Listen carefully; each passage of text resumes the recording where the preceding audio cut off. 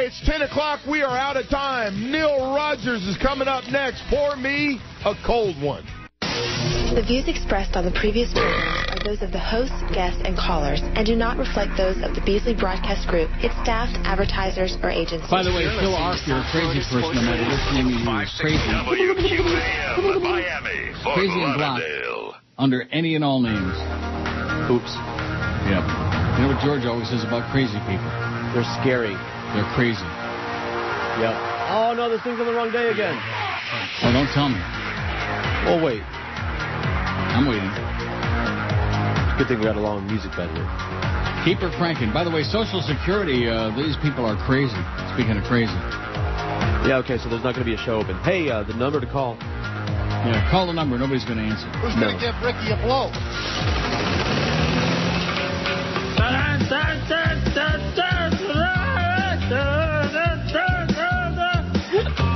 My drunk friend sits on his bar stool. And my bar stool does something that's real cool. And my bar stool was a lawnmower. And my bar stool is a real goer. Hey! Love it.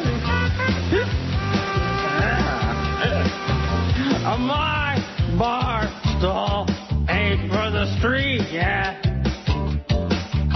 My bar stool busted by the heat, yeah.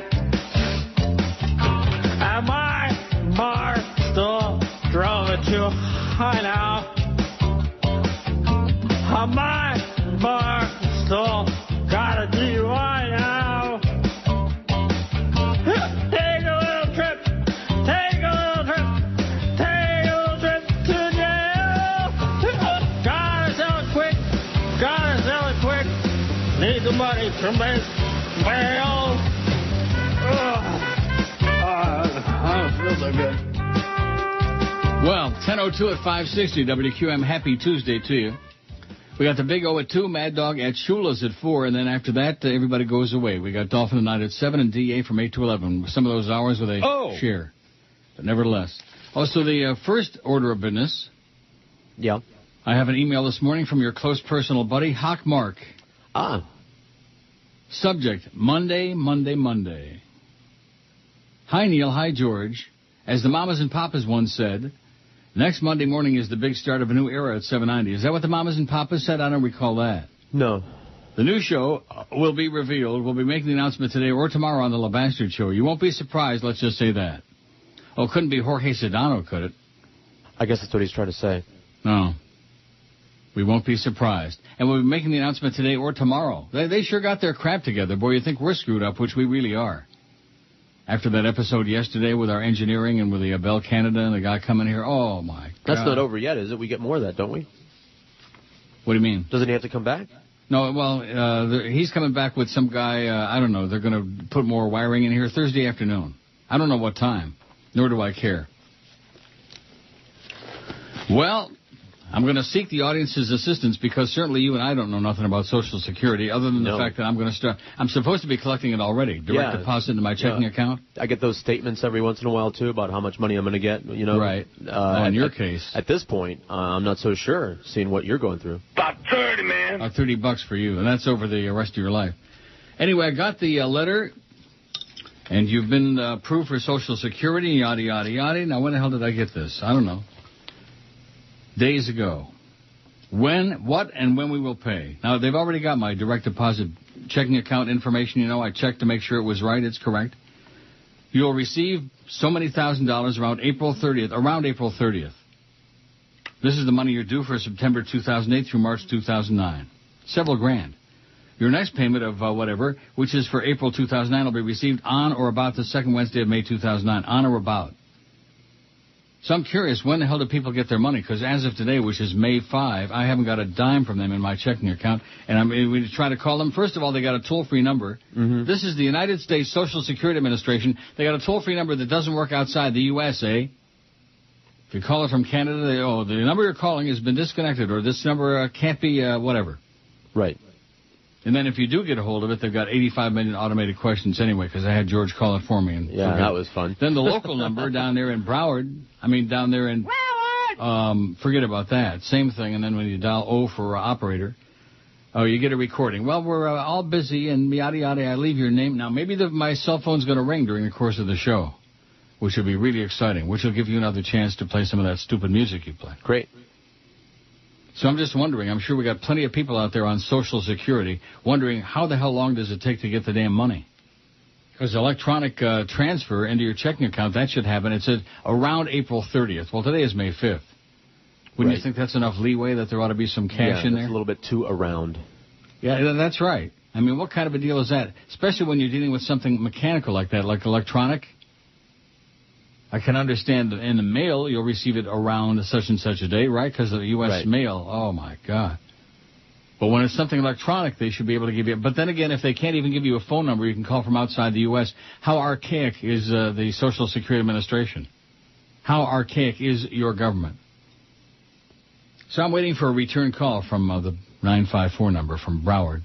From... Broward! And we'll see. Now, maybe somebody's going to give me some real good advice here. What do you think? Maybe. And maybe not. Neil at neilrogers.com. Adam Oshmuck says, Happy Cinco de Mayo. Have a good one. Yeah. Get a life, Adam. Go find a hobby. Now, I guess I'm not going to read that memo from Flea about Ken Malden because it's not for the public from what you said. I don't think it is, no. It's a private thing? I'm not sure, actually, but... You're not sure? Let's do we know anything? Are we totally clueless these days? Or yeah. Do we know? Uh-huh. Oh, we are. Clueless. You can only imagine how many jillion people are calling the Social Security office anyway. Can you imagine? Yeah, a couple. Couple million. Just leave your name and your number and your Social Security number and your shoe size. And somebody will call you back if you live long enough. Here's one from Roger from Cooper City. It says, sorry to hear about your friend Ken. Just listening to his updates, he seemed like a great guy.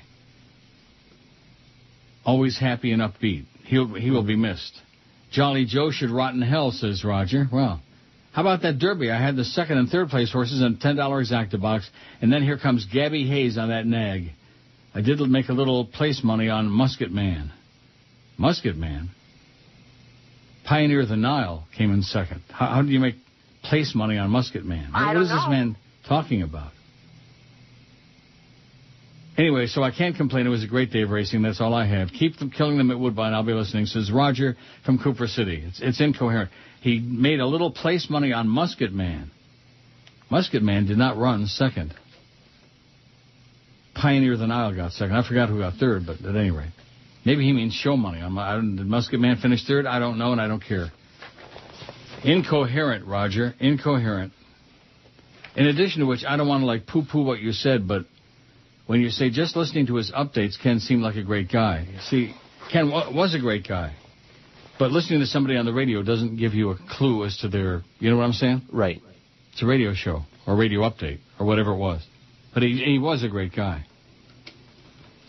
And I'm still checking out both newspapers. Don't see a thing. Barry Jackass hasn't read anything, not only about the ratings, but about Ken or anything else. You're really slipping, Barry. You're losing it. Not that you ever had it, but whatever you had, you lost it. And, of course, the Sun Sentinel, forget about them, because little Tommy, he don't have time most of the time for radio anymore. He's too important to be writing about radio stuff. Real Radio Shannon Burke still behind bars and out of a job. Well, do we care about that person in Orlando?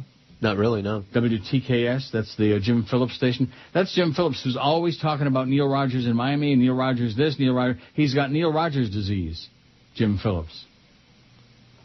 Here's the poll, 958 votes. What personnel changes should occur on this show? And this coming in the wake of Joe Bell threatening to fire George and put Flea in his place because Flea is his close personal friend, and he hates George like poison, Joe does, even though he lies about it. Don't change a thing, 399, 41.6%. Keep George, add Flea to the show, 194. Fire George, I don't care who replaces him, 102. Bring back Fat Chris, 75. Fire everybody, 51. Now you're talking. Fire everybody. Bring back Josh Cordes, 49. You know, he still never cashed that check. Huh. Not that I'm in any big hurry for him to cash the check, but it's just a little strange to me when people are begging for money and then you send it to him and, oh, well, I didn't have time. I don't get it. Or maybe he lost it. We can only hope. Flea should replace George. George stays on as board op, 33. Fire Neil, 29. Flea should replace George. George goes, 26. That's our friendly audience. I don't see anything yet on the Social Security. It'll take a while. Or maybe they just won't give me any advice at all, any assistance. That's possible. You think it's possible that there's nobody out there going to give me like a heads up, heads down? It's possible, but I think... Even though a judge set bail at $10,000 for... go ahead. I think someone will tell you something. Eventually. Even though a judge set bail at $10,000 for radio personality Shannon Burke on Friday and agreed to let him go to Daytona Beach for a charity event Saturday, he was still sitting in the Seminole County Jail yesterday, and from jail he lost his job. Officials at Cheap Channel Communications canceled Burke's contract Monday, nearly 4 days after he was arrested after shooting his wife and the family dog. Shannon has been terminated, Clear Channel Program Director Chris Kampmeyer said. Kampmeyer said company policy prohibited him from going into more detail. He said the temporary plans for Real Radio's 104.1's midday show are for it to continue with Soul Brother Kevin and the rest of the crew. The station, WTKS, has not yet made plans for the show's future. Edward Shannon Burke, 43, was arrested on charges relating to shooting his wife and dog after deputies were called to his Altamont Springs area home late Thursday. Well, we know that. The .40 caliber bullet passed through the leg of the dog and grazed the right side of Catherine Burke's head. Oh, it's not good when it grazes your head.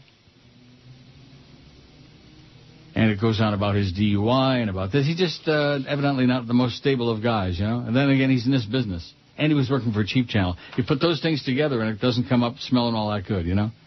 Being in the radio biz and working for a Cheap Channel. So they're probably pleased about it because it gives them a chance to cut another salary, you know. That's what it's all about in this business now. Newspaper business, radio business, TV business, monkey business, every business. Just fire everybody. 12 minutes after 10 at 560 WQAM. It's Yank it, baby.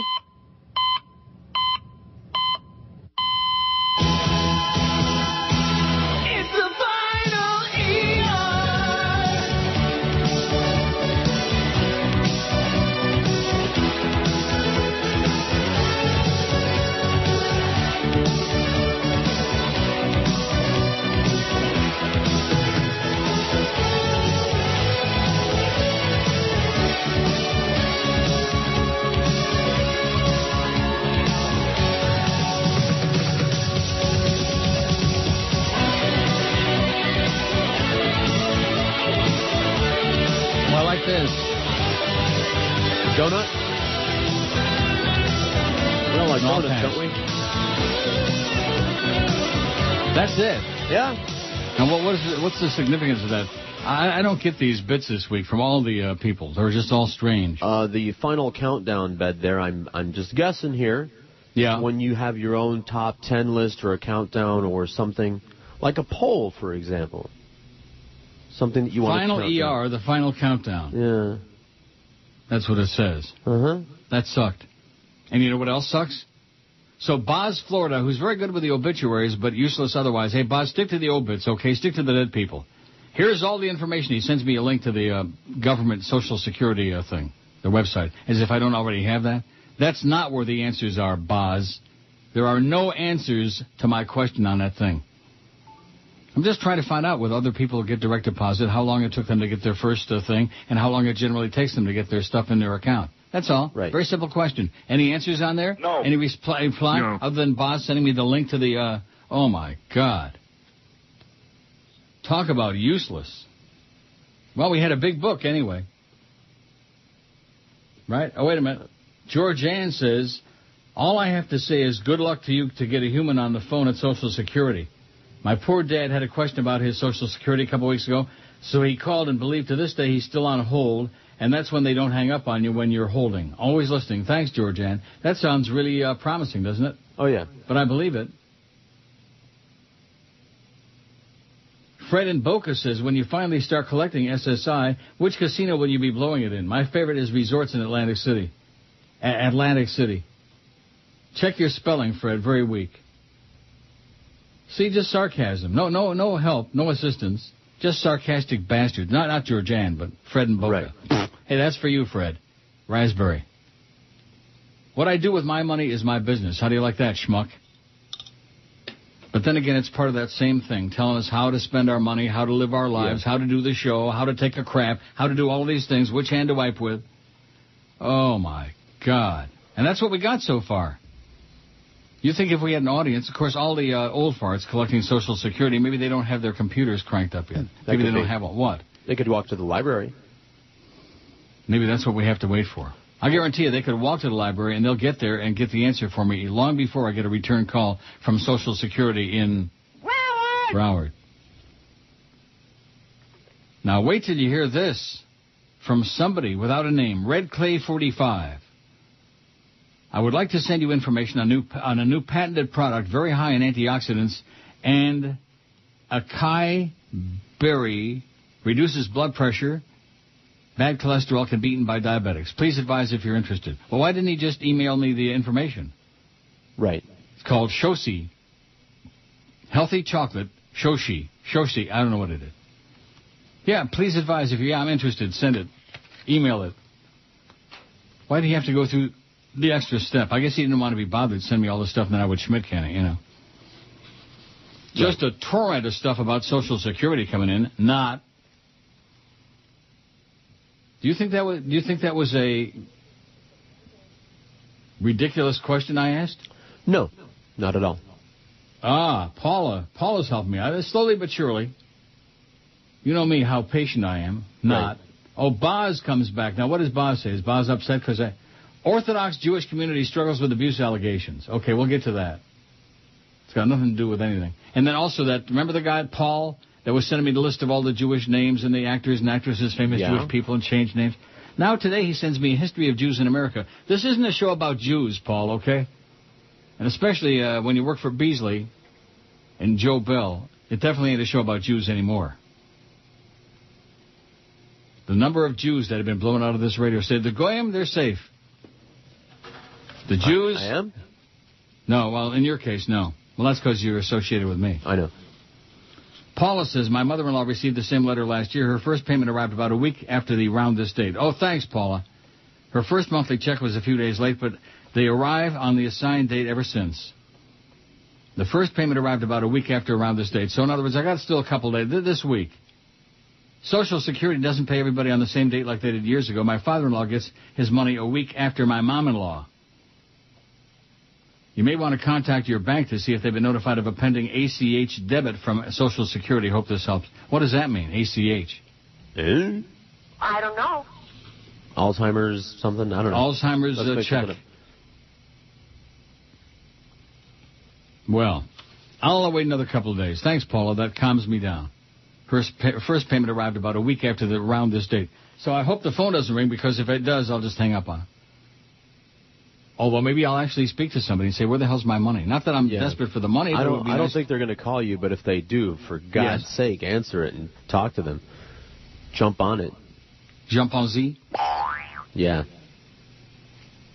Well, Paula was helpful. God bless you, Paula, if there were a God, which there's not. But let's, since it's just for fun anyway. How about, God bless you, for giving me a little bit of hope. Contact the bank. Oh, my God. Of all the people in the world you don't want to contact, it's the bank, the government. Oh, brother. All of these people. things.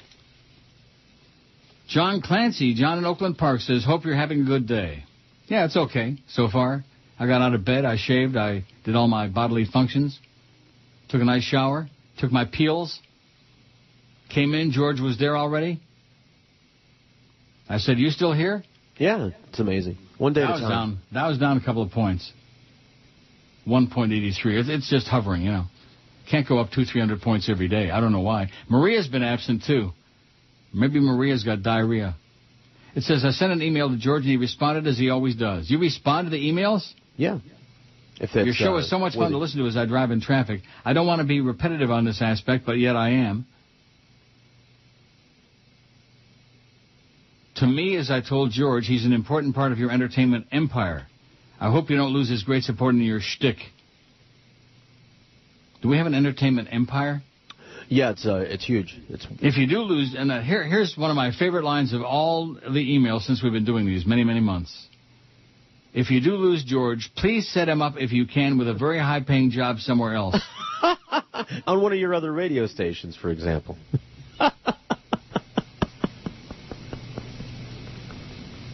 Let me read that again, just to make sure. In fact, let's play this again. Maybe it'll be final countdown. Funnier the second time. I still don't understand that bit. It's not really a bit, is it? No.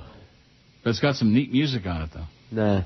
If you do lose George, please set him up if you can with a very high-paying job somewhere else. Yeah. Is this a crazy person or what? I think most of the emails this week have been from crazy people. What do you mean this week? Listen. I mean, these have been really special yesterday and today. And I also told George that I'm not a butt kisser unless it was Oprah. Oh, wait, I meant Angela Jolie, or Pamela Anderson. Hope you two can keep the great chemistry. Keep making Joe Bell fart from your high rating, says John in Oakland Park, with 1 million exclamation points. Oh, poor John in Oakland Park. I don't know. Maybe I'm just losing contact. You know how out of touch I am? I'm losing contact. Maybe it was that bad meal at Grand Lux Cafe again. You know, shame on me. Not shame on them. Shame on me for giving it another try. Right. And believing some of these dingbats out there. Oh, you got to try the chicken parm. It's really great. You're just ordering the wrong things. Shame on you for not going to some of the other places that some of us have been trying very hard to get you to go to. Well, we were looking for a place close by my house. You know. Right. The Automated Clearinghouse Network is a highly reliable and efficient nationwide batch-oriented electronic funds transfer system governed by the NACHA. Their payments include direct deposit of Social Security, other government benefits, and tax refunds, and yada, yada, yada. Well, thanks, TR. That's interesting. Mm-hmm. Brian says, Mommy says May 28th will receive stimulus check. She knows she works for the government. Oh, no. Prozac Ron told me this when he was in Best Buy Thursday. Well, delete that right away. No. Find out what he said. Like, is he going to die? Does he have a heart problem? Joe Bell says, in reference to Paula, you know, Paula that just sent me that helpful email, won't see her no more. You know, that might actually be the real Joe Bell because he's always trying hard to be funny. And believe me, if anybody I know is not funny, he's the one. Your buddy Jolly Joe. Oh, Neil. Not. Neil Rogers got. Absolutely. Yes.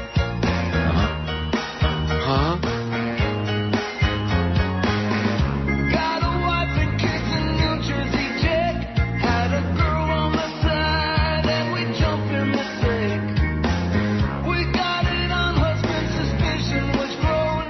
I was cheating real bad without my wife knowing. Everybody's got a horny heart, just like me, but that wasn't so smart. Breaking relationships and families apart. Everybody's got a horny heart. Horny heart! Whoa! Yeah, I got a horny heart so many times in a day, especially like at Woodbine or out in the shopping mall, wherever, and I see people walking by and I think, oh, I got to have that. I want it. Yeah, you have lust in your heart, do you? I have lust in my heart like Jimmy Farter. Brandon says, I have a good idea. Instead of sending those checks to Josh Cordes, forward them to George. George might need them. I just sent a check to George, by the way. It's in the mail. Oh, thank you. Well, he needs them now, doesn't he? Yes, he does. Yeah. I just sent a nice check to George. Not as much as it would be if I had my Social Security. I'll take it. Brandon says, as for the Social Security, that's right about the first check. The first check, you never are 100% sure when it's going to show up.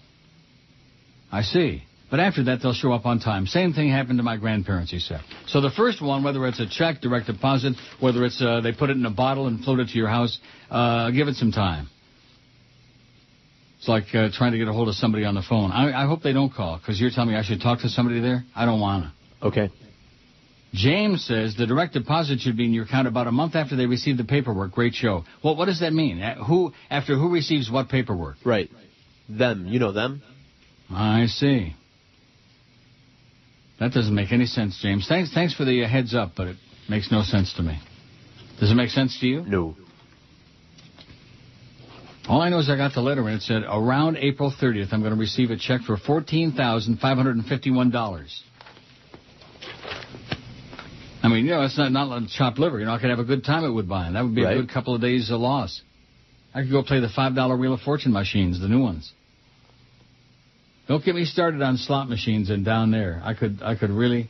And last night, talk about luck. I go to the 2-cent quick hit, which I play the maximum at $6 a hit, so don't think I'm cheap. The 2-cent quick hit, my favorite machine. I put in, this bitch walks away from it, and I could see the machine was hot, but she was playing 20 cent. Mm-hmm. I put in $60. I hit the button once, and here's 6 quick hits for $350. I hit the button once. Nice. And she's sitting at a machine, some other machine behind me. She goes, I just got off that machine. And I'm thinking to myself, well, too bad, bitch. Yeah, tough luck, bitch. Here's one from Papa Smurf. Neil, I get my Social Security checks between the 1st and 5th day of each month, deposited in my account. Some recipients get it deposited on or around the 15th of each month. You have to submit your bank routing number. I've already done that. So they know your account bank. I've already done that. When I signed up for direct deposit, it took me 6 to 8 weeks before it took effect. This is how it happened with me. Good luck getting to talk to somebody who has a pulse at Social Security. I agree with that. So thanks, Papa Smurf. It took him 6 to 8 weeks before it took effect, before the direct deposit kicked in. Nice. Oh, my God. Maria Bartiromo chimes in. See? Ask and you shall receive. And you don't believe it's the real Maria B. I do. I'm just a skeptic, Oh, yeah. You're. That's why Joe wants to fire your ass, because you're such a hard ass. All right.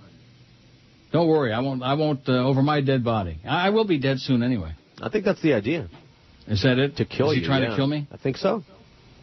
Barry O says, when you're blocking any and all links, since you are blocking, no, I'm not blocking, I'm just deleting, Google the Obama deception, and please don't let the title fool you. Just watch the damn thing. It's from the makers of your vaunted loose change. So long, says Barry O. So long, Barry O. So long. Yeah, we'll do this. Google this and we'll watch that and do this and do that. I don't live my life based on commands from anonymous idiots in the audience or even intelligent people in the audience. Do this, do that. That was really special that Phil Ark using another phony name today, saying the same thing he said yesterday. As if. Yeah, you're blocked under both names, Phil, so come up with a different name. And then say the same thing again about how somebody gave you the wrong ticket at the track and you cashed $103. Yada, yada, yada. Big deal, okay? $103. Probably 2 weeks' pay for Phil Ark. On a street corner. Spare some change, mister? That's people like Phil Ark. In other words, I have no life. Like that. Maria Bartiromo says, I'm still here, Mr. Rogers, but haven't checked in due to the market strength. I certainly do not want to come across as pompous to you and your listeners who did not take my advice. The Obama bounce started months ago, and the markets have performed brilliantly. Furthermore, the loonie is showing strength against the dollar. Yeah, that's another recommendation I made. She says, that's right, up to 85 cents. That really pisses me off. It's still not too late to diversify your money in the markets and out of the dollar. Remember, the best path to prosperity is through the free market system, she says. Oh, yeah. Oh, yeah. Although I have great market knowledge and youth looks, I'm having troubles of my own. I don't know if you've noticed, but I've not been doing the closing bell the past couple of weeks as I've been on vacation. However, the plastic surgery bitch Rebecca Jarvis is filling in for me and trying to steal my job. So I need to get back to the beach for my beauty rest to preserve my spot on the closing bell. Best regards, Maria B. Plastic surgery bitch Rebecca Jarvis. How do you like that? Sounds like jealousy. Yeah, well, she ought to get the name of the plastic surgeon. Couldn't hurt. Get rid of those bags under the eyes, Maria. You look like hell. She could have them taken off of her eyes and made into purses or something. Yeah, that would be Instead good. of eye bags, she could have handbags. You saying Maria's a bag? Is that what you're saying? The Dow's down 22 points. Anybody care? No. Well, that's it.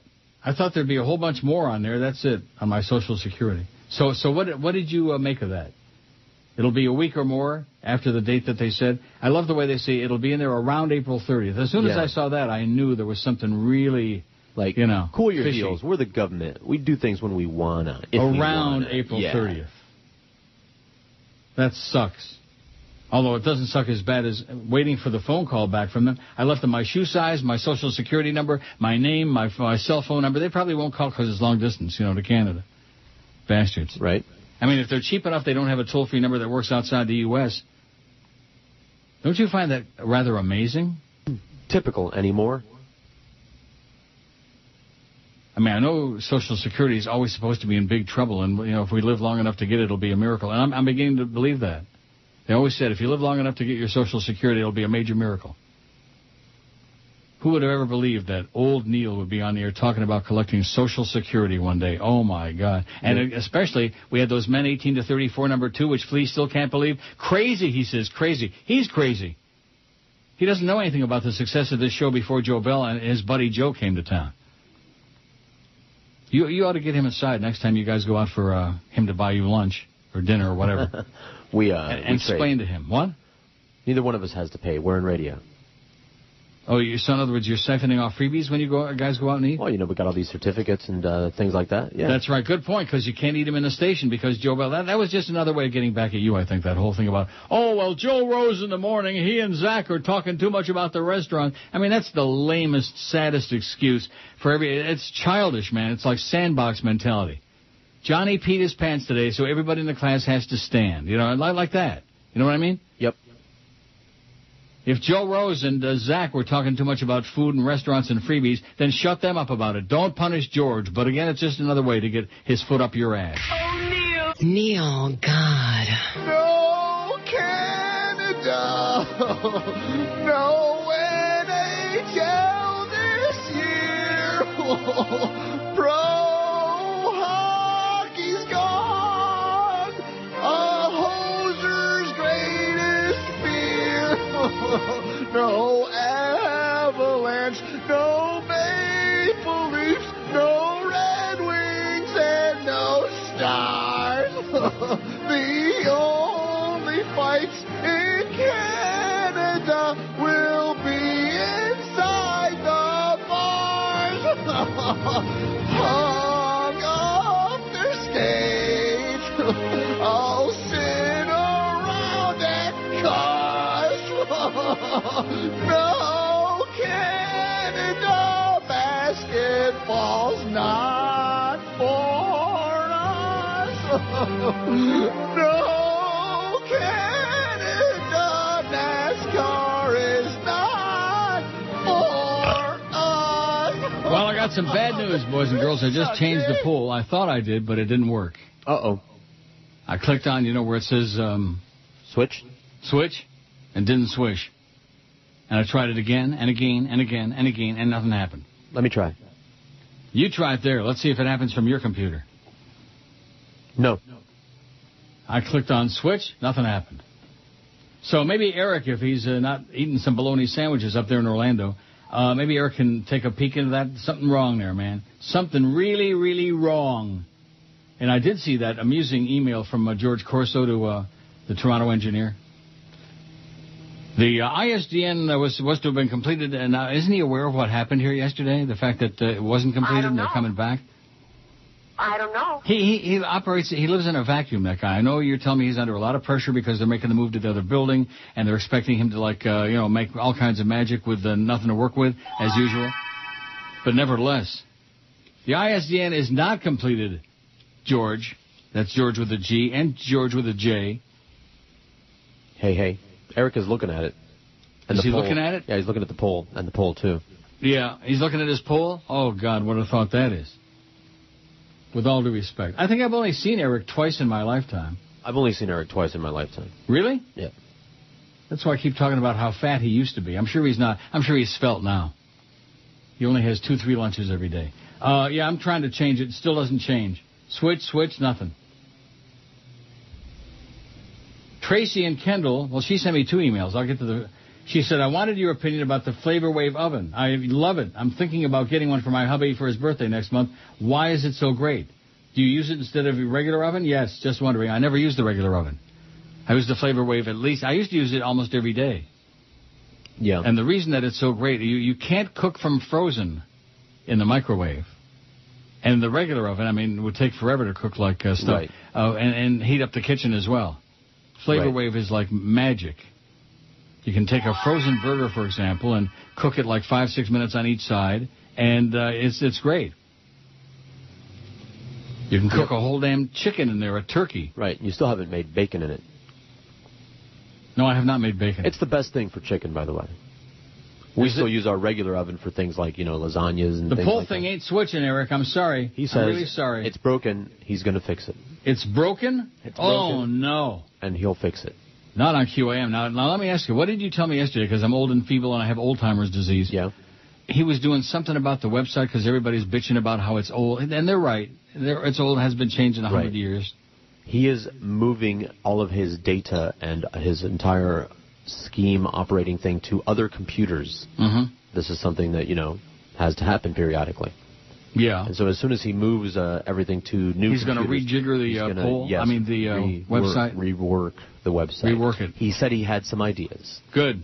Well, I'll leave it in his capable hands since we're too lazy and we're also too stupid to know how to do that. That's right. I mean, I remember I had that fake volunteer. What was it? The guy from I don't know, Gary Glenn Ross. What was the name? I don't know. Was it a Gary or something? No, Pacino's character. And he had the wrong name anyway. Oh, but Richard Roma. Richard Roma. Very good. Ricky Roma. Are you talking to me? Well, what I remember the most is when he said You fairy. that. Yeah. 993 votes on the poll. Which personnel change should occur on the show? Don't change a thing, 411. Don't change a thing. If it's not broken, don't fix it. Don't diddle with it. Right. Keep George and add Flea to the show, 202. I thought that already happened, by the way. What?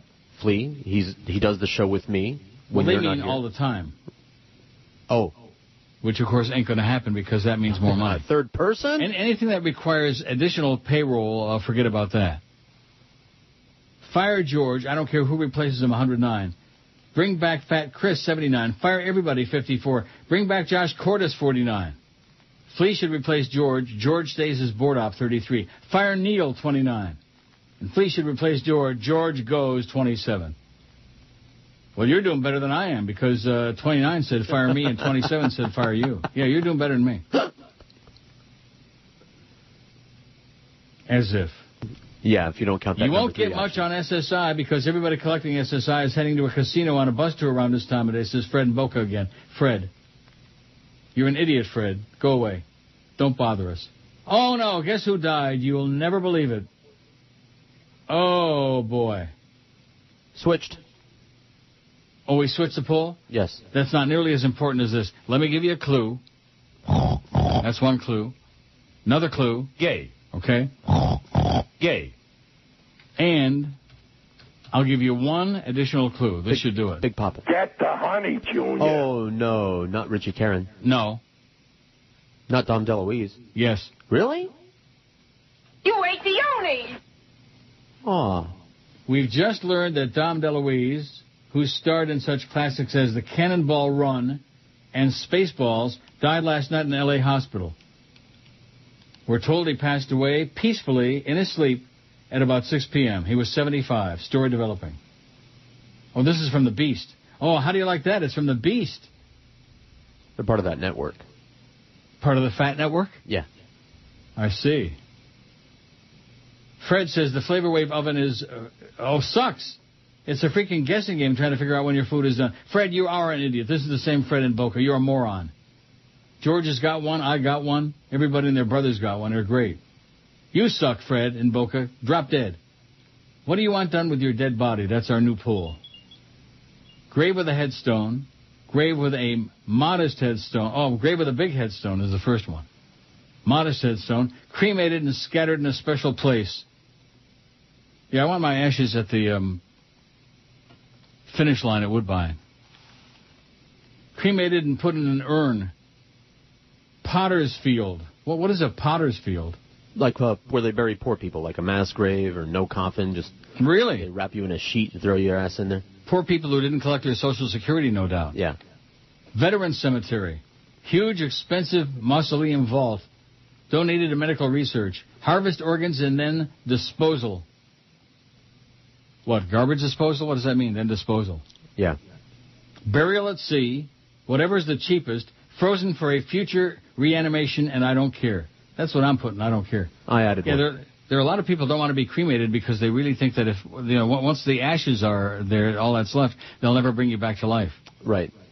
Which, guess what? They're not going to bring you back to life anyway. But there are those people who really believe that, one day science will advance to such a point they'll be able to dig up all the stiffs and zap them with something and they'll come back to life. You ever heard people talking about that? Sure. Crazy people. Yeah. People like Fred and Boca. Crazy. I really don't care. I added something. What'd you add? Stuffed and mounted. Stuffed and mounted? Yeah, like at the taxidermist. Joe Bell would like to see you mounted. Probably by him. Now that Fat Chris is no longer around in the daytime. You could be the fill-in. All right.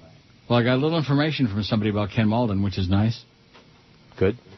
And this business about, Ellie Brecker is away till Thursday. I mean, I realize that the newspapers are a shell of what they used to be. But you mean to tell me that there's no people there that could handle that story besides Ellie Brecker? She's the dead people specialist at the Herald. She had to do an obit on the Herald. This is from N.R. Rosenblum.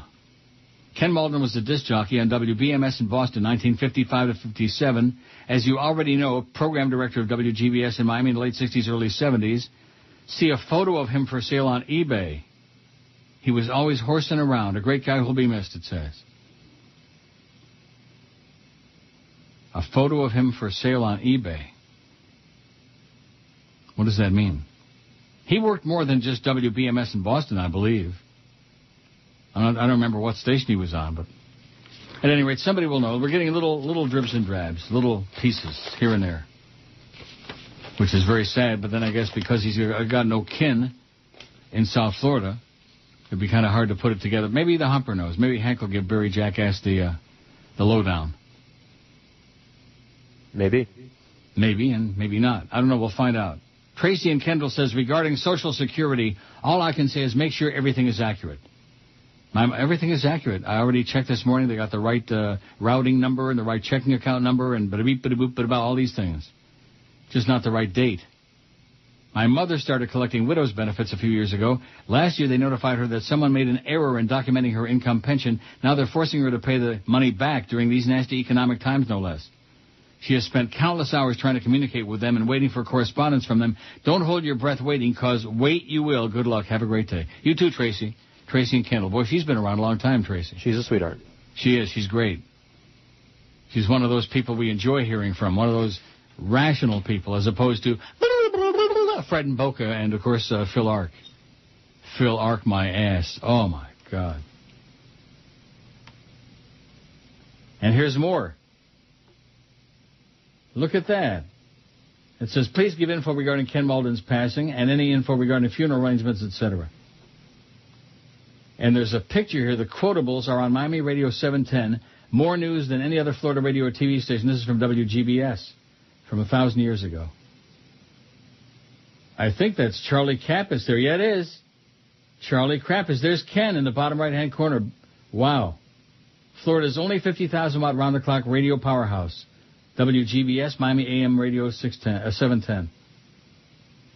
Ken Malden, Dick Davis. Oh, that's Dick Davis did the stock report on TV. Red Barber, Charlie Kappas, Ron Carey, or Don Carey, I can't read it. Barry Sheft,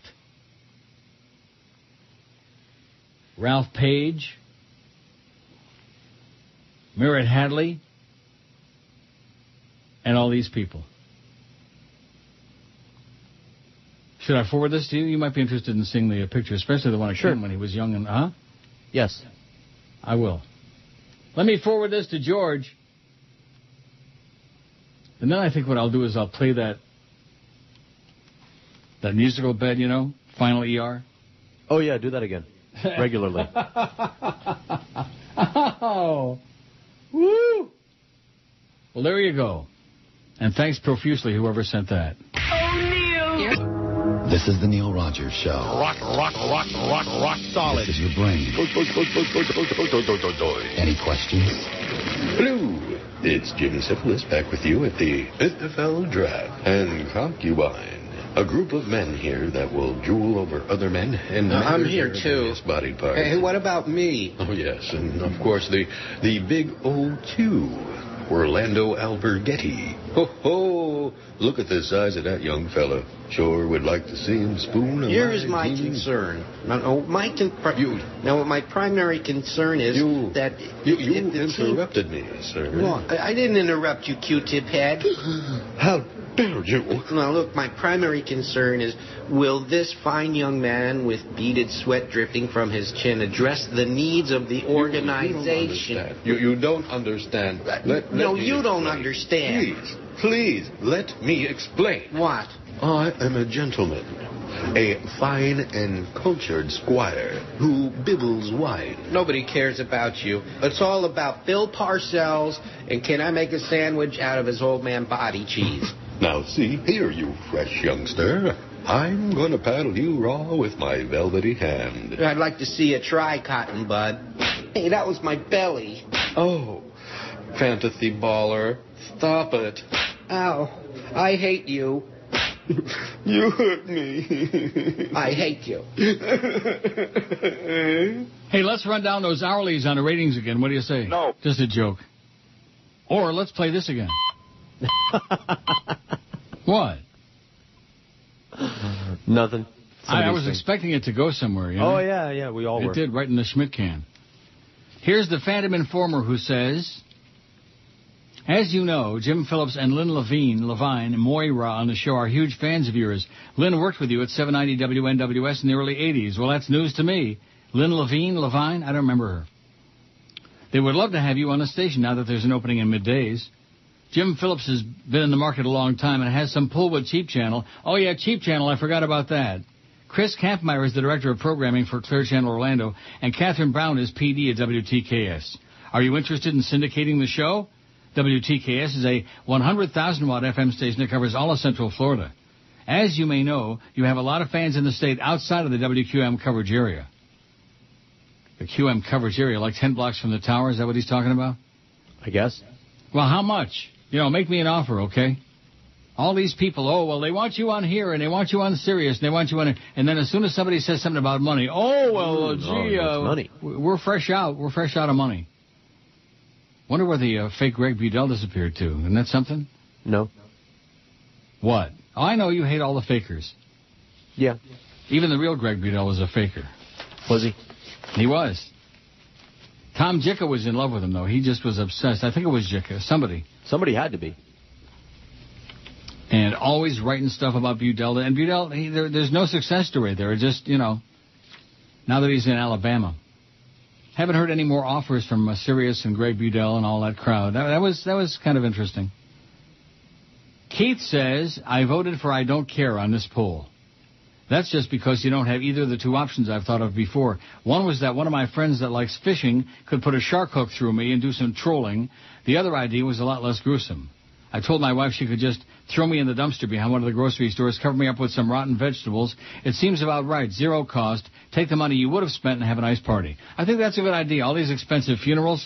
Yeah. I mean, if you're a multi-zillionaire, that's one thing. You can afford it. But these people who waste all this money on funerals and then the family that's left, the schleppers left behind, they could take that money and, like this guy says, have a really good time with it. Right. Expensive funerals. Well, what's the point? It's archaic. Yep. Superstitious, too. Yeah, hocus pocus. Like they're going to haunt you if you don't do something nice. Oh, is that what it is? Yeah, or something. I don't know what they're thinking. Wouldn't be surprised if Joe Bell haunts you. I doubt it. Even now. I think even now he haunts you. In your sleep. He taunts me. He haunts and taunts and flaunts. And I'm sure that there are suits running around the building. Oh, boy, we sure did in that book. Didn't we do a great job? Yeah, they sure did. Nelson says, I've lived in South Florida since I got out of the service in '73. This is the worst our area radio has ever been. I listen to AM Coast to Coast at times when I can't sleep. It's interesting at times, but at 5 when Jimmy Syphilis and his George-esque sidekick come on, oh, God. You're not what you used to be, but it's not up to you anymore. That's not a shot. I still love you, but I've been listening for a long time. I'm not what I used to be. You're the only ray of hope that makes me go on. I've even got my son into you. I used to work with a guy who lived just west of you, across the street from the nut with the big cats, if that makes sense. No, it does not. He used to live just west of me, across the street from the nut with the big cats. Does that make any sense to you? Nope. No. Okay, well, another Julio out and about. If you can, please feel free to embarrass my son, Nick. Keep it up. Keep it up, boy. Nelson. Nelson Hernandez. This is the worst our area radio has ever been, he says. I don't deny that. I think there's some truth to it. It's crap. It's caca. And like I said, when I was down there this weekend and listened to our station on the weekend and across the street, I'm just astonished that there's anybody alive who listens to that drivel. Like a bunch of little kids. Oh, I think Mickey's got the biggest bat in the lineup, and I think that Roger ought to be batting fourth instead of third. Oh, my. I mean, we could do the whole show on Social Security every day, and it would be terminal, but it would be a hell of a lot more compelling, to use that expression again, than talking about games people play. And this draft choice and that draft choice, and who's got the biggest biceps, and who's got the biggest member, and oh, my God. And then when the Big O started yelling about who's got the biggest ass, they decided on Joe Bell, though. I think they made a good choice. John in Fort Lauderdale said, I think we are going to have to call Social Security. Perhaps you should have gone to the Wilton Manors orifice when you were down here last week, and then gone to George's Alibi with Paco for lunch. No, I was not in Wilton Manors. Sorry. I was told my first check was coming in April. Now they say May 27th. I'm waiting patiently. How do you like that? Wow. I actually did get through to them on the phone, but you have to put in a lot of personal info first. Good luck, says John in Fort Lauderdale. I'm not going to call them anymore. I'm going to wait several days and hope for the best. And if nothing happens, I'll just, write it off as a bad few days at Woodbine, Right? Yep. Because I can see, first of all, the fact that they've got a toll-free number that doesn't work outside the U.S., that tells me right there how inept they are. Absolutely, positively inept. Well, we don't care about you and up there in Canada. This is for Americans. Yeah, that's right. That's absolutely correct. Oh, no. Paul Smith is a crazy person. Ken Malden was a good man, a Christian man who loved the Lord. No, he was not. No. Ken was Jewish. He's in a better place today. Repent now, Neil and George, before it's too late.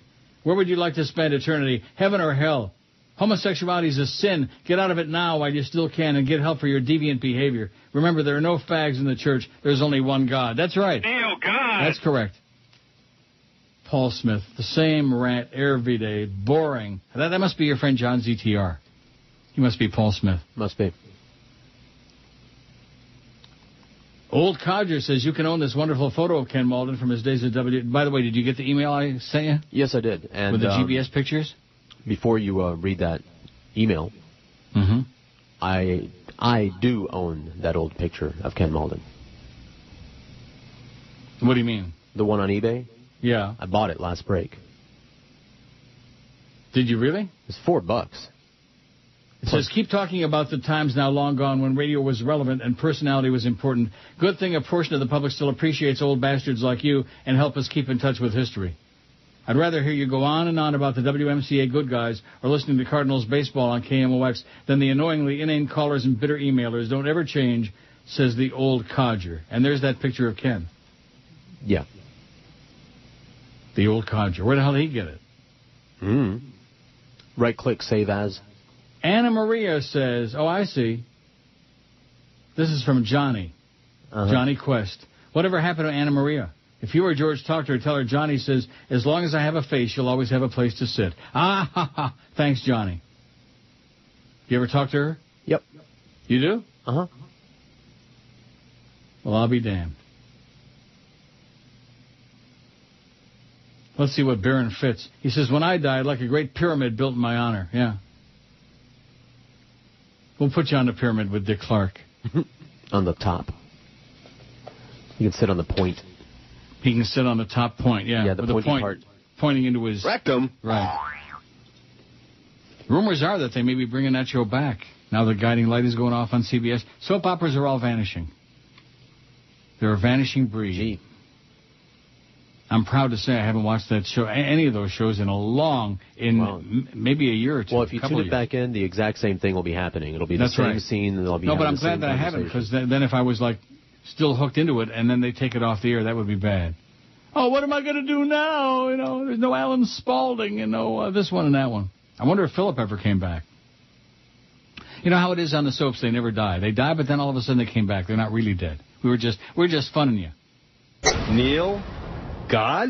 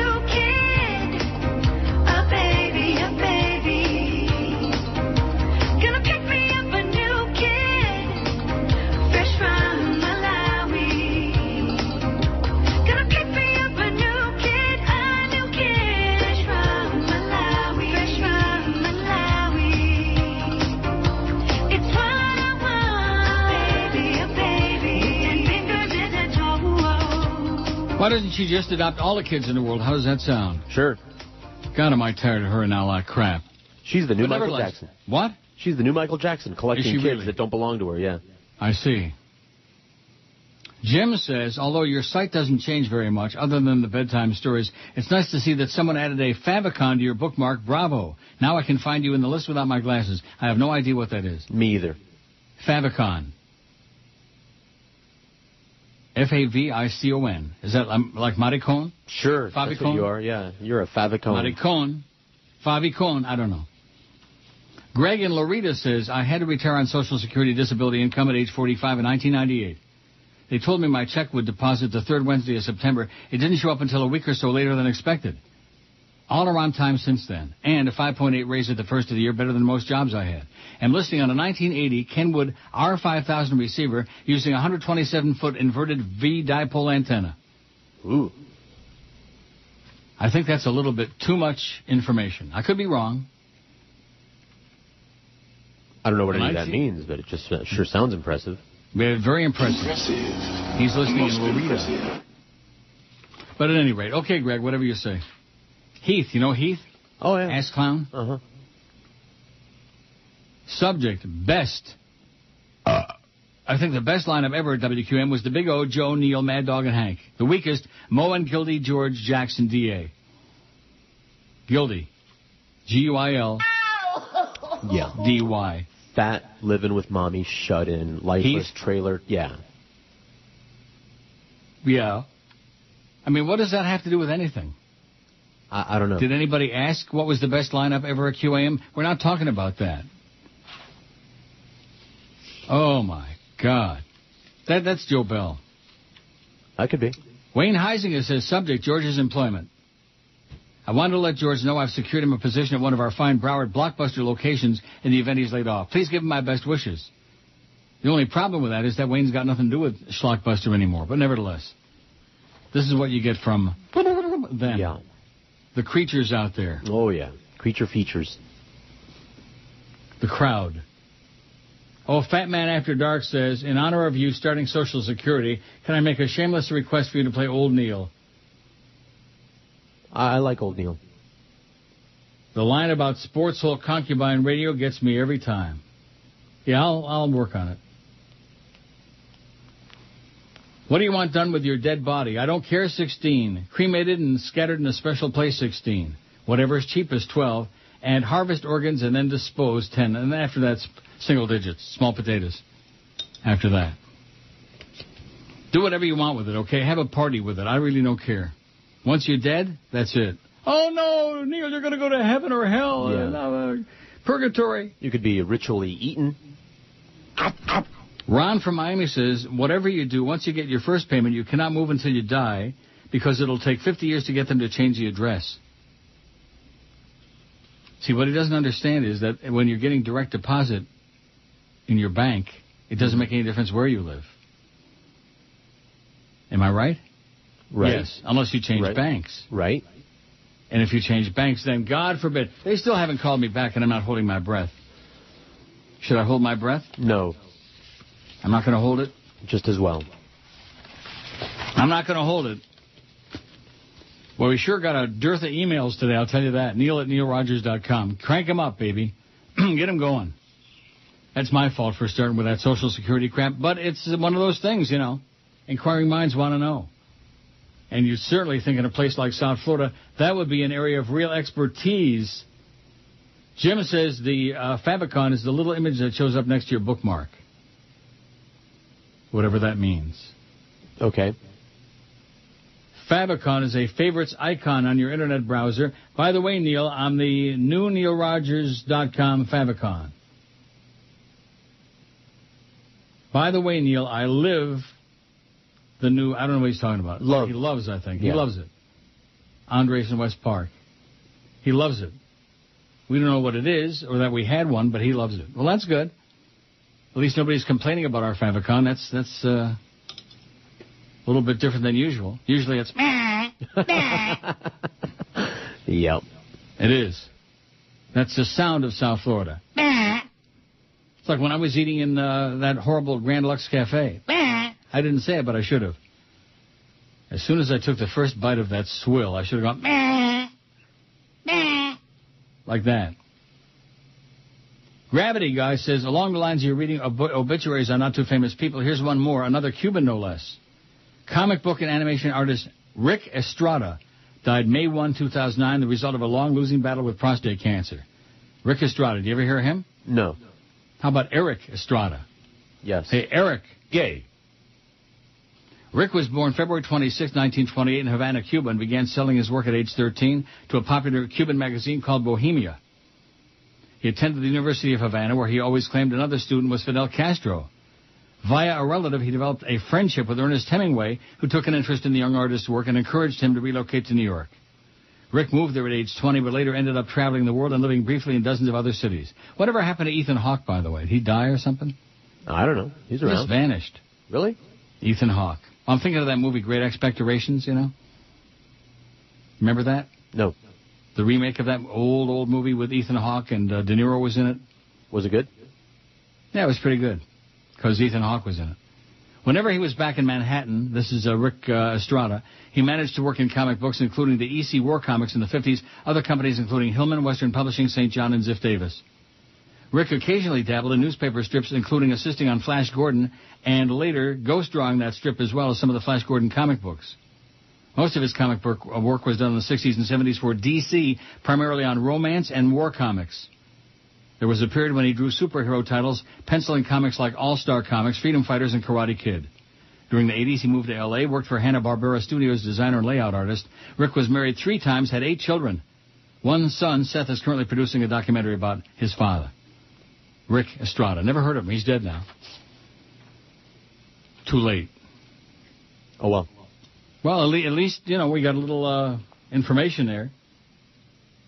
If we're going to know you, at least after you're dead, it's something. Mike Johnson says, I don't want to clog the email with a long story, but a pretty funny story about how Hanley Ramirez almost seriously injured Regis Philbin at the game last night. Story is on the Sun Sentinel homepage if you're so inclined. No, I'm not. Bring back the Sun Tatler, Mike says. Now you're talking. The Hollywood Sun-Tatler. Here's one that says, Favicon is a tiny little image just to the left of the web address, which helps for visual identification while going through bookmarks and history in your web browser. Yeah, I noticed it pop up there. It's neat. Did it pop up? Doesn't it say NR? Let me go to our...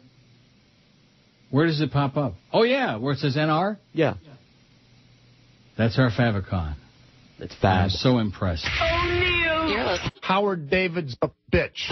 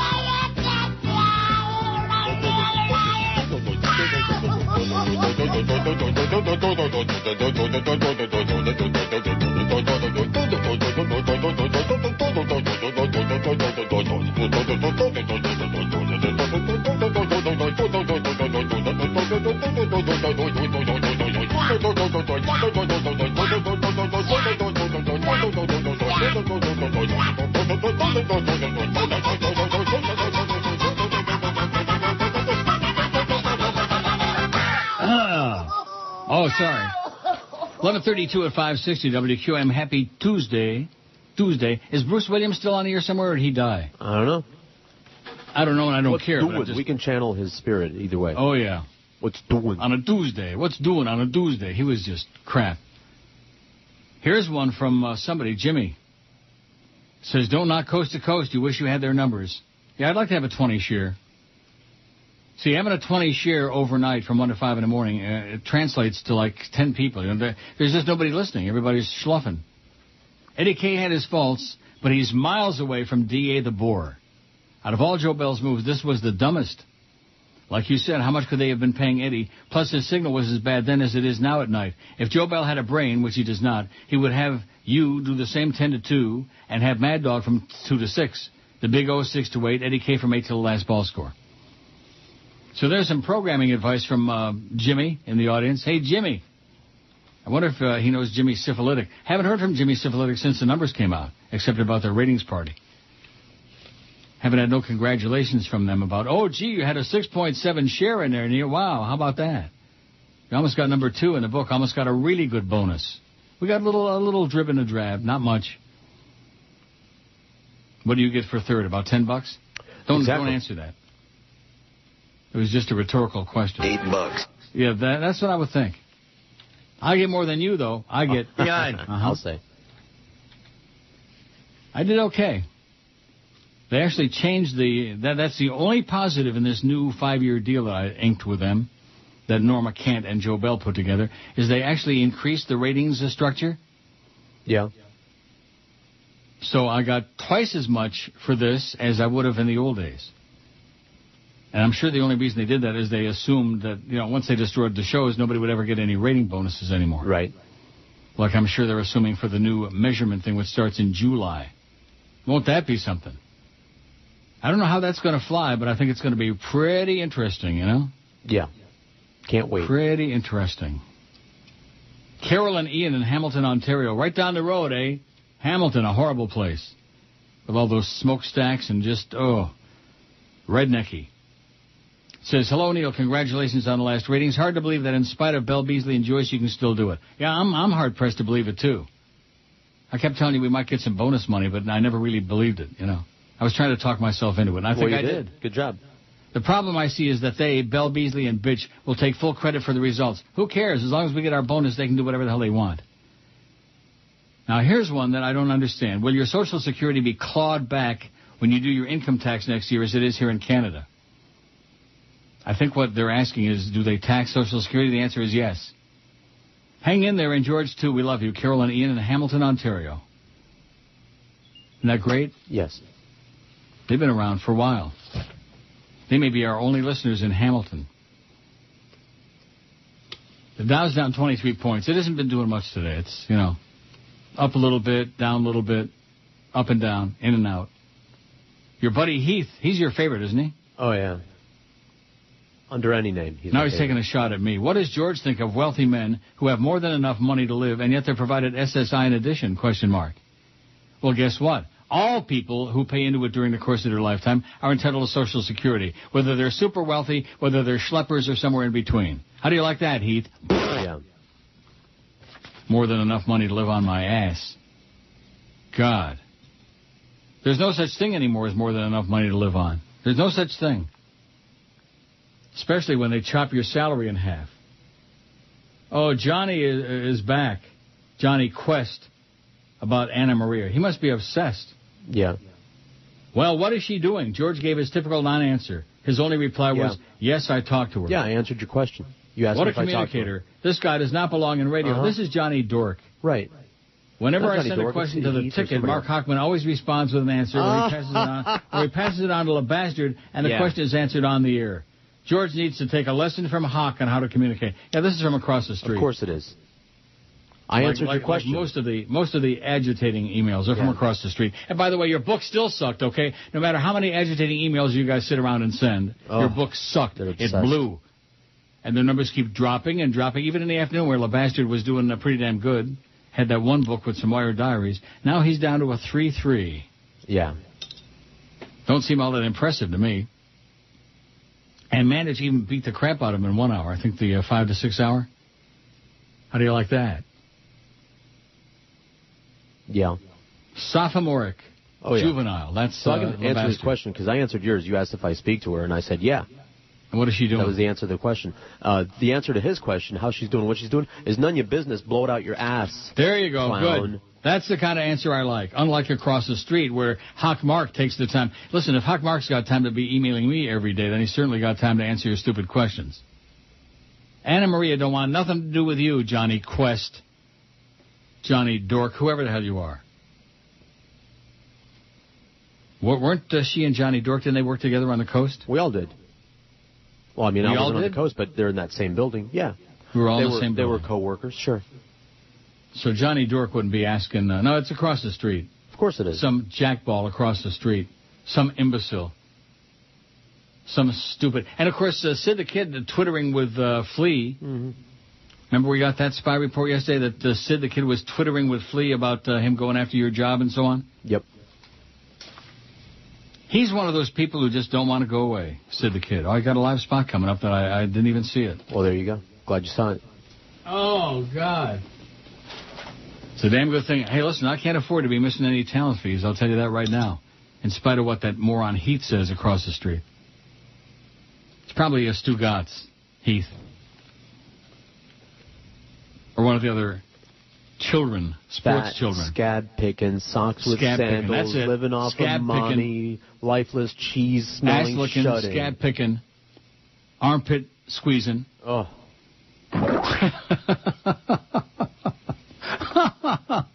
Oh, who won the game? Who won the game?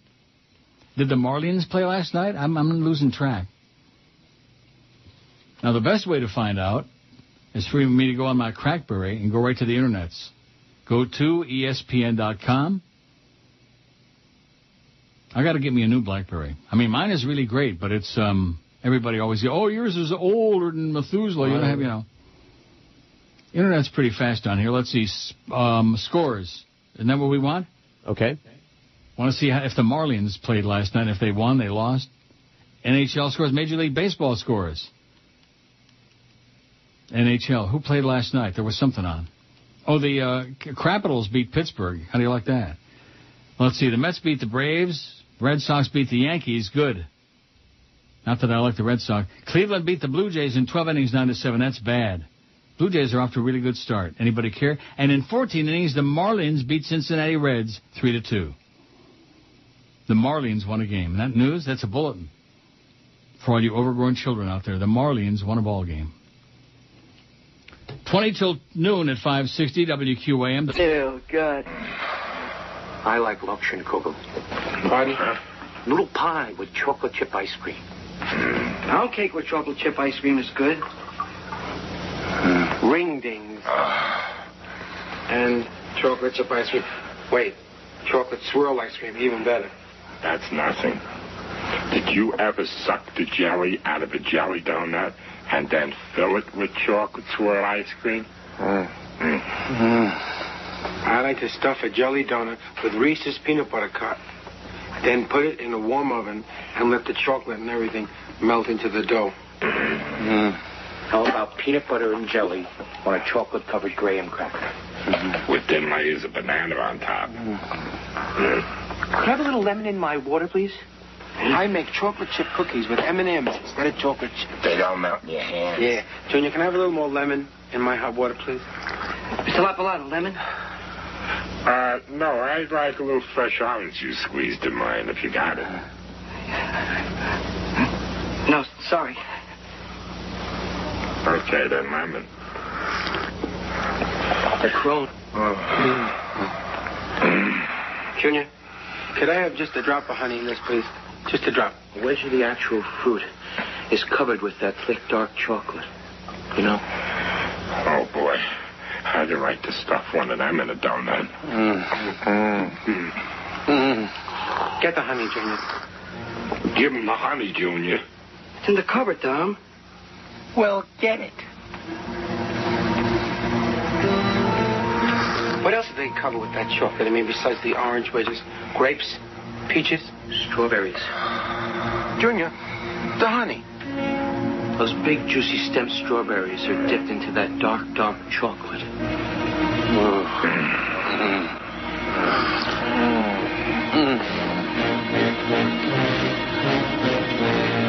Get the honey. Get the honey. Tommy, no.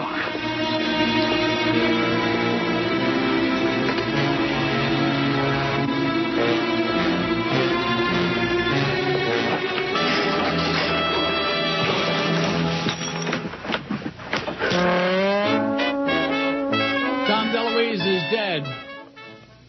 Boy, too much talk about dead people and Social Security, you know what? Whatever. Here's a young fag, Adam Oshmuck from Kitchener-Waterloo. Is he? Well, I was never sure. I had my suspicions, not that I really care. Subject, Grady Moorsize. Says, had a really good game last night, and God, is he cute, says Adam. Hey, Adam. You fairy. Well, there you go. See, that's why he's obsessed with his show. Because the host is gay. Old fag. Too bad you're so ugly, Adam. I mean, let's see. Junior in New York City says, Neil got a great comic talent, Dom DeLuise. He'll be missed. Get the honey, Junior. Thanks, Neil, for the laughs as always, it says. No extra charge, Junior. And it just goes to show you. Now, here's the little short obit.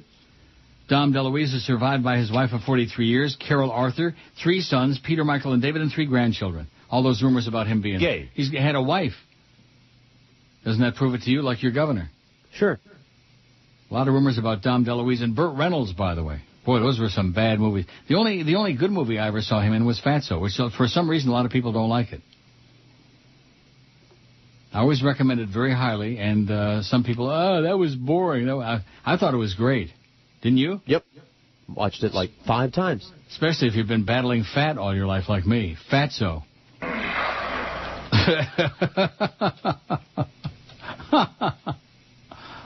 Get the honey, Junior. Exactly. That was really something when we had that guy on the air. We were down on the 2nd floor. I'll never forget it. Yep. Now, how did that come about? Did you call him or? Yeah, it had to be. Something like that. Somebody laid the number on me, or he was in town doing some comedy. The opportunity arose, and I jumped on it. I'll be damned. Another great comic has died. Dom DeLuise passed away at an L.A. hospital around 6 p.m. on Monday, reports TMZ. 75 years old. And fat. Although 75 and that fat isn't all that bad, you know what? No. Do you know who reminds me of an identical twin of him? That New Orleans chef, that Paul Prudhomme or whatever his name is? Right. That big fat chef. What is it? Cajun. Cajun, yeah. Like that General Honore, Cajun. They brought General Honore to talk about swine flu a couple weeks ago. I thought to myself, boy, if there's anybody I'm not going to listen to, it's him. The Cajun expert, General Honore. A film and TV staple since the mid-1960s, DeLuise was an expert foil for other performers, including Dean Martin, Mel Brooks in 6 of his films, and Burt Reynolds, with whom he starred in the Cannonball Run flicks, and boy, were they bad. Oh, In 1980, he played the lead in Fatso, a film written and directed by Anne Bancroft, the late wife of Mel Brooks. A noted gourmand, DeLuise authored 2 books of his Italian recipes and wrote several children's books. He voiced numerous characters in animated films and TV. And now, he's dead. Dom DeLuise. Oops, sorry. That's what I meant. Oh, jeez. For just a second there, I thought you were responsible. You'd done it with your magic wand. No, I like Dom DeLuise. Yeah, who wouldn't like Dom DeLuise? I mean, what's not to like? He was a funny guy. Yes, he was. And generally, fat people are funny guys, you know? And those movies were horrible. Those Cannonball Run movies. Awful. But he was funny in them. Yeah. Oh, he's always funny. Just to look at him, he was funny. Maybe that's why fat people are generally funny. Because you look at them and you go like that. Burt Reynolds, on the other hand, other than Boogie Nights and Deliverance, those were the 2 movies he was in that I really liked. And other than that, he leaves me limp. That's about it. Deliberate and Boogie Nights. Anybody who doesn't like Boogie Nights is just an idiot. Oh, and with no sense of humor. Here's one from Giovanni. If you have AT&T, get the new BlackBerry Bold. It's 3G, fast and very nice, under $200. It's my first BlackBerry, and I love it, says Giovanni. The Bold. I think that's the one that Paco's got. I don't know. He's always got to be way ahead of me.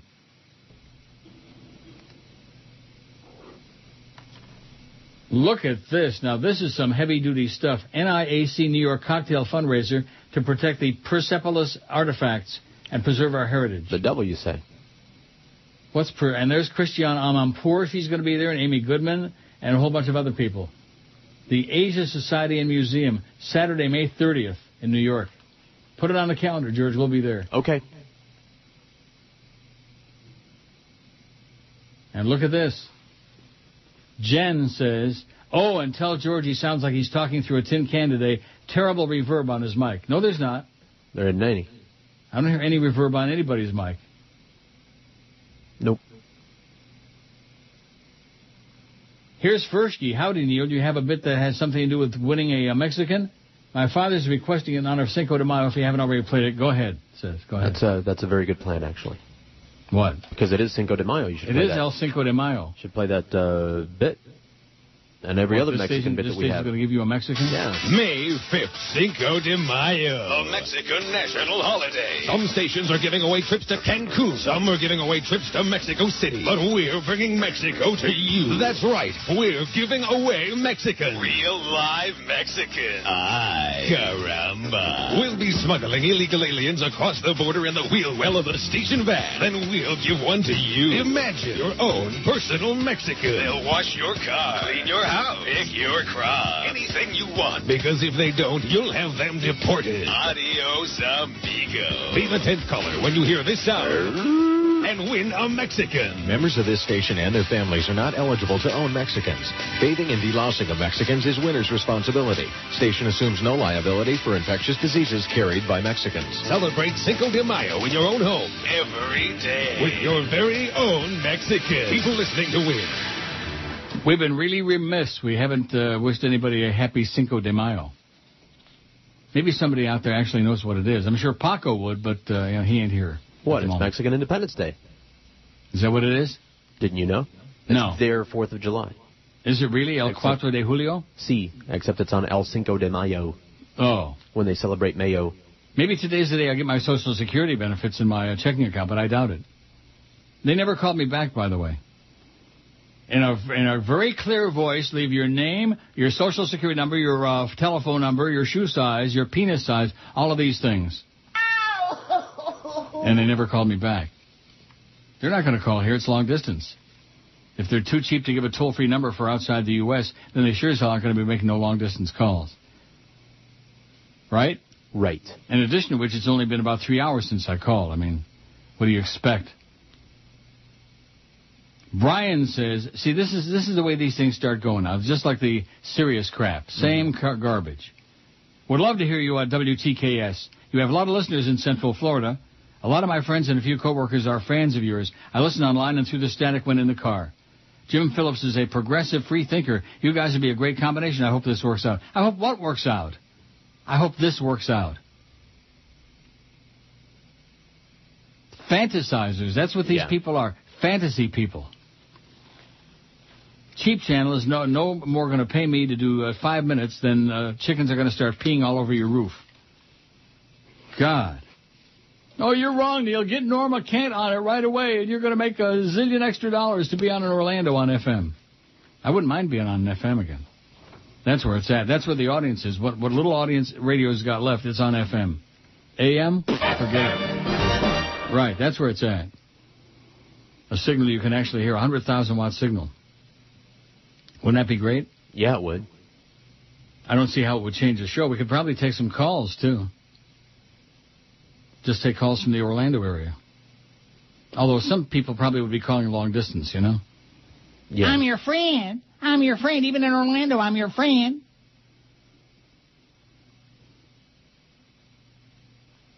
If murder were legal, boy, have I got a list. Wow.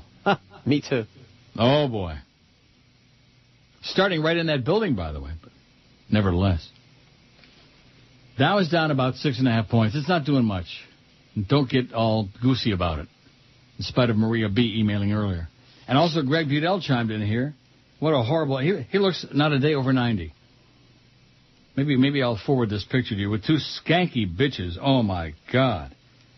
2 nasty-looking broads. But then again, who else would be hanging out with somebody? He looks like the skeleton of Gregory Benjamin Budell. Oh, you made a mistake.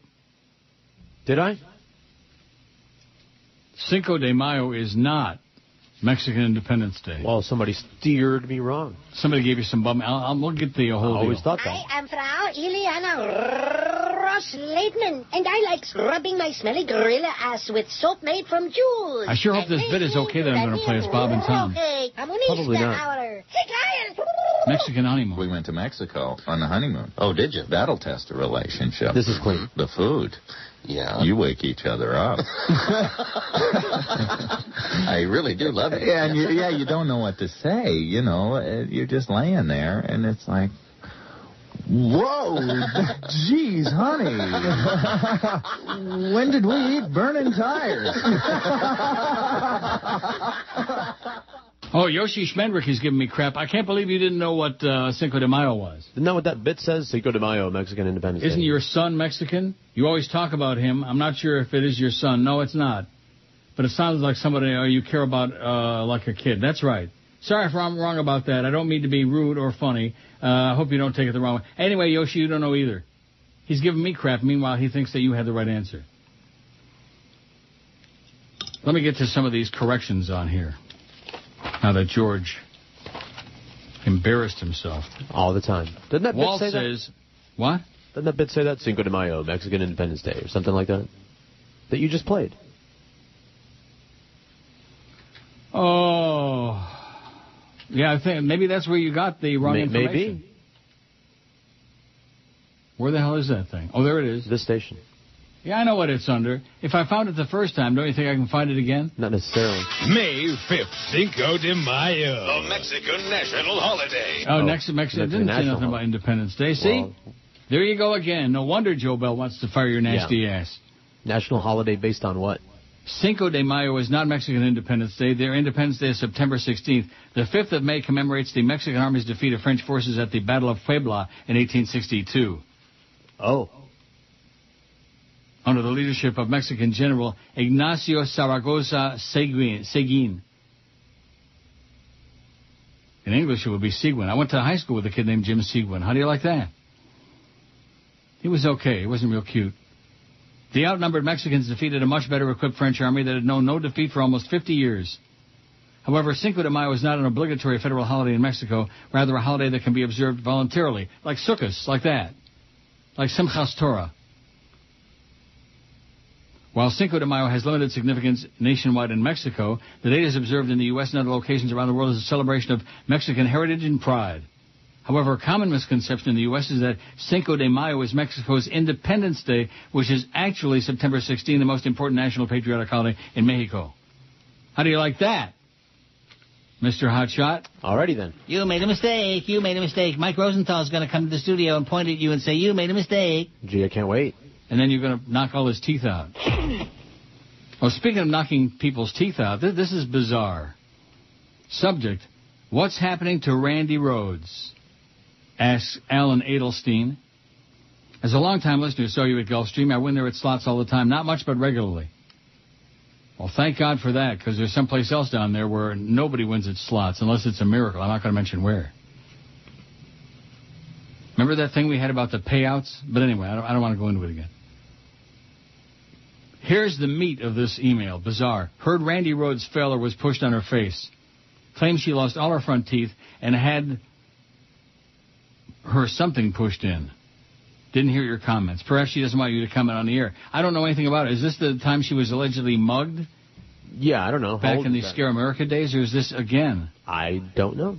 She fell or was pushed on her face. I wonder if it happened in... Although I doubt it.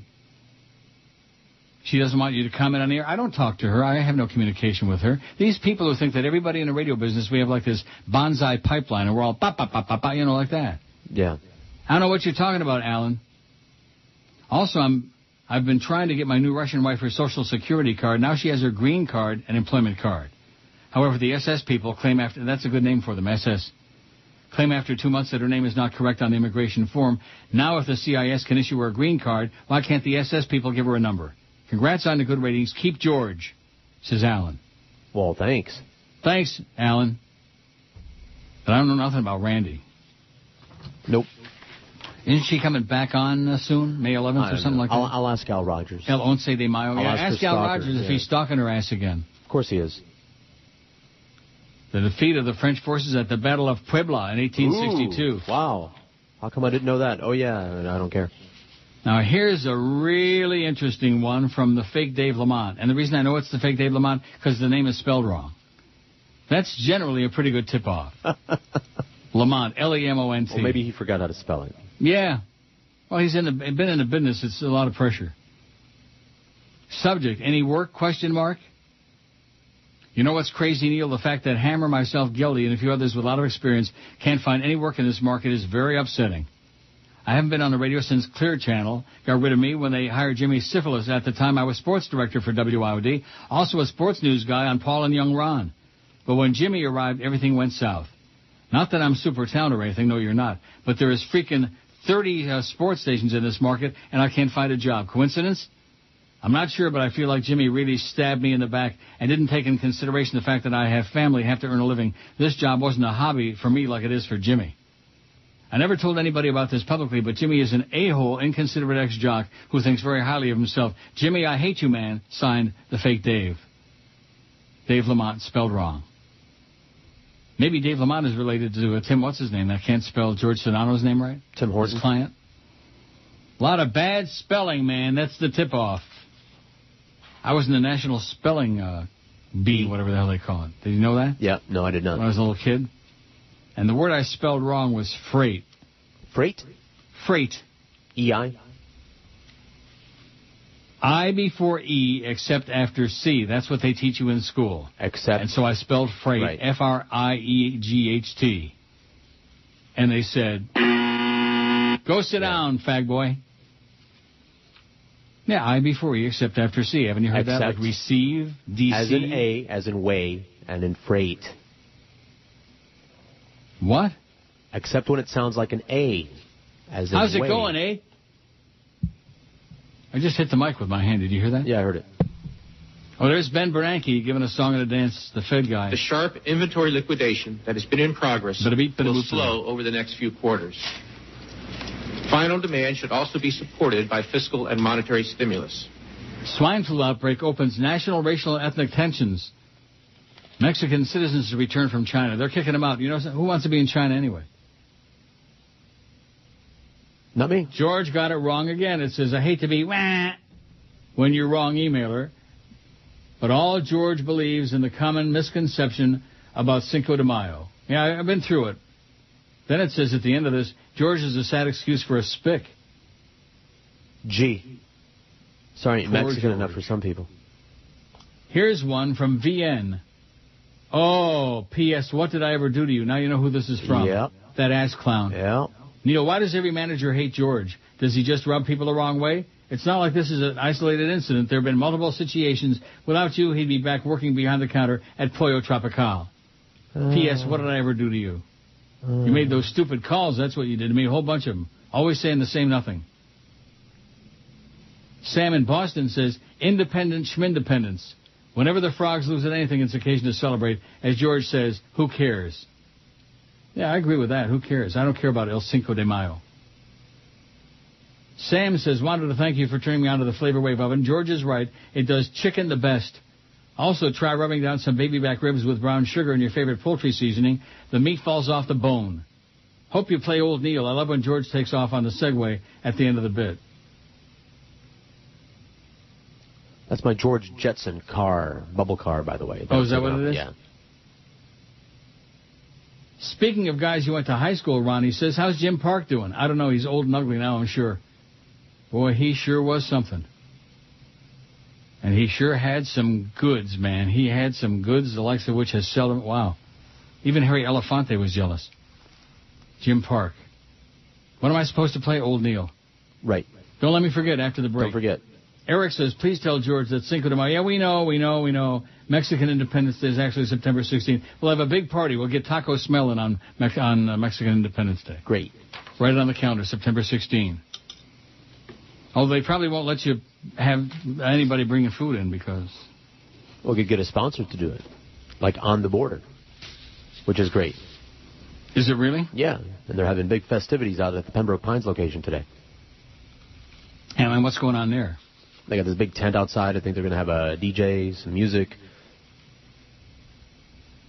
booze. Are they a sponsor? Yeah, they were they were a meal deal not too long ago. Well, I'll be damned. Then why can't they bring you in food? I didn't ask. Well, you should ask. Don't be so bashful. Somebody in your position that I have to keep sending money to, and that that's begging Joe Bell to keep your job. I was. He's just nauseating. Just nauseating. Don't ever call me again, Joe Bell, because now I know the number, okay? It ends in 98. If I see that number on there again, click, off you go. Because he only calls me on my cell phone. Every time I see that number and I see that it's him, I know it's going to be something negatory. It's never, ever anything good. Never. Ever. The first time he called me was to tell me that Mo Howard David had done his last show on QAM on a Friday. At the time, it seemed like it was okay, but turns out to have been a disaster. Right? Don't we miss the Mo Man? A lot. Mo than you can imagine. An avid listener to your station. I'm so disappointed. Can't you get that slut off at 8 o'clock at night? I have nothing else to listen to at night. Please, get her off. Nobody enjoys her. Thank you. And now live from Rigel 7, it's the Neil Rogers Show. I like the ease of this song for bit writing. Plenty of time like the American Pie thing. Melody guide so I don't sing off key. This is my favorite karaoke. Yeah. I love the way that bit ended. The bits haven't been the same since Boca Brian died. I know. Yeah, I heard that was some party Greg Reed threw. Yes. Good thing I didn't go. Lots of dancing.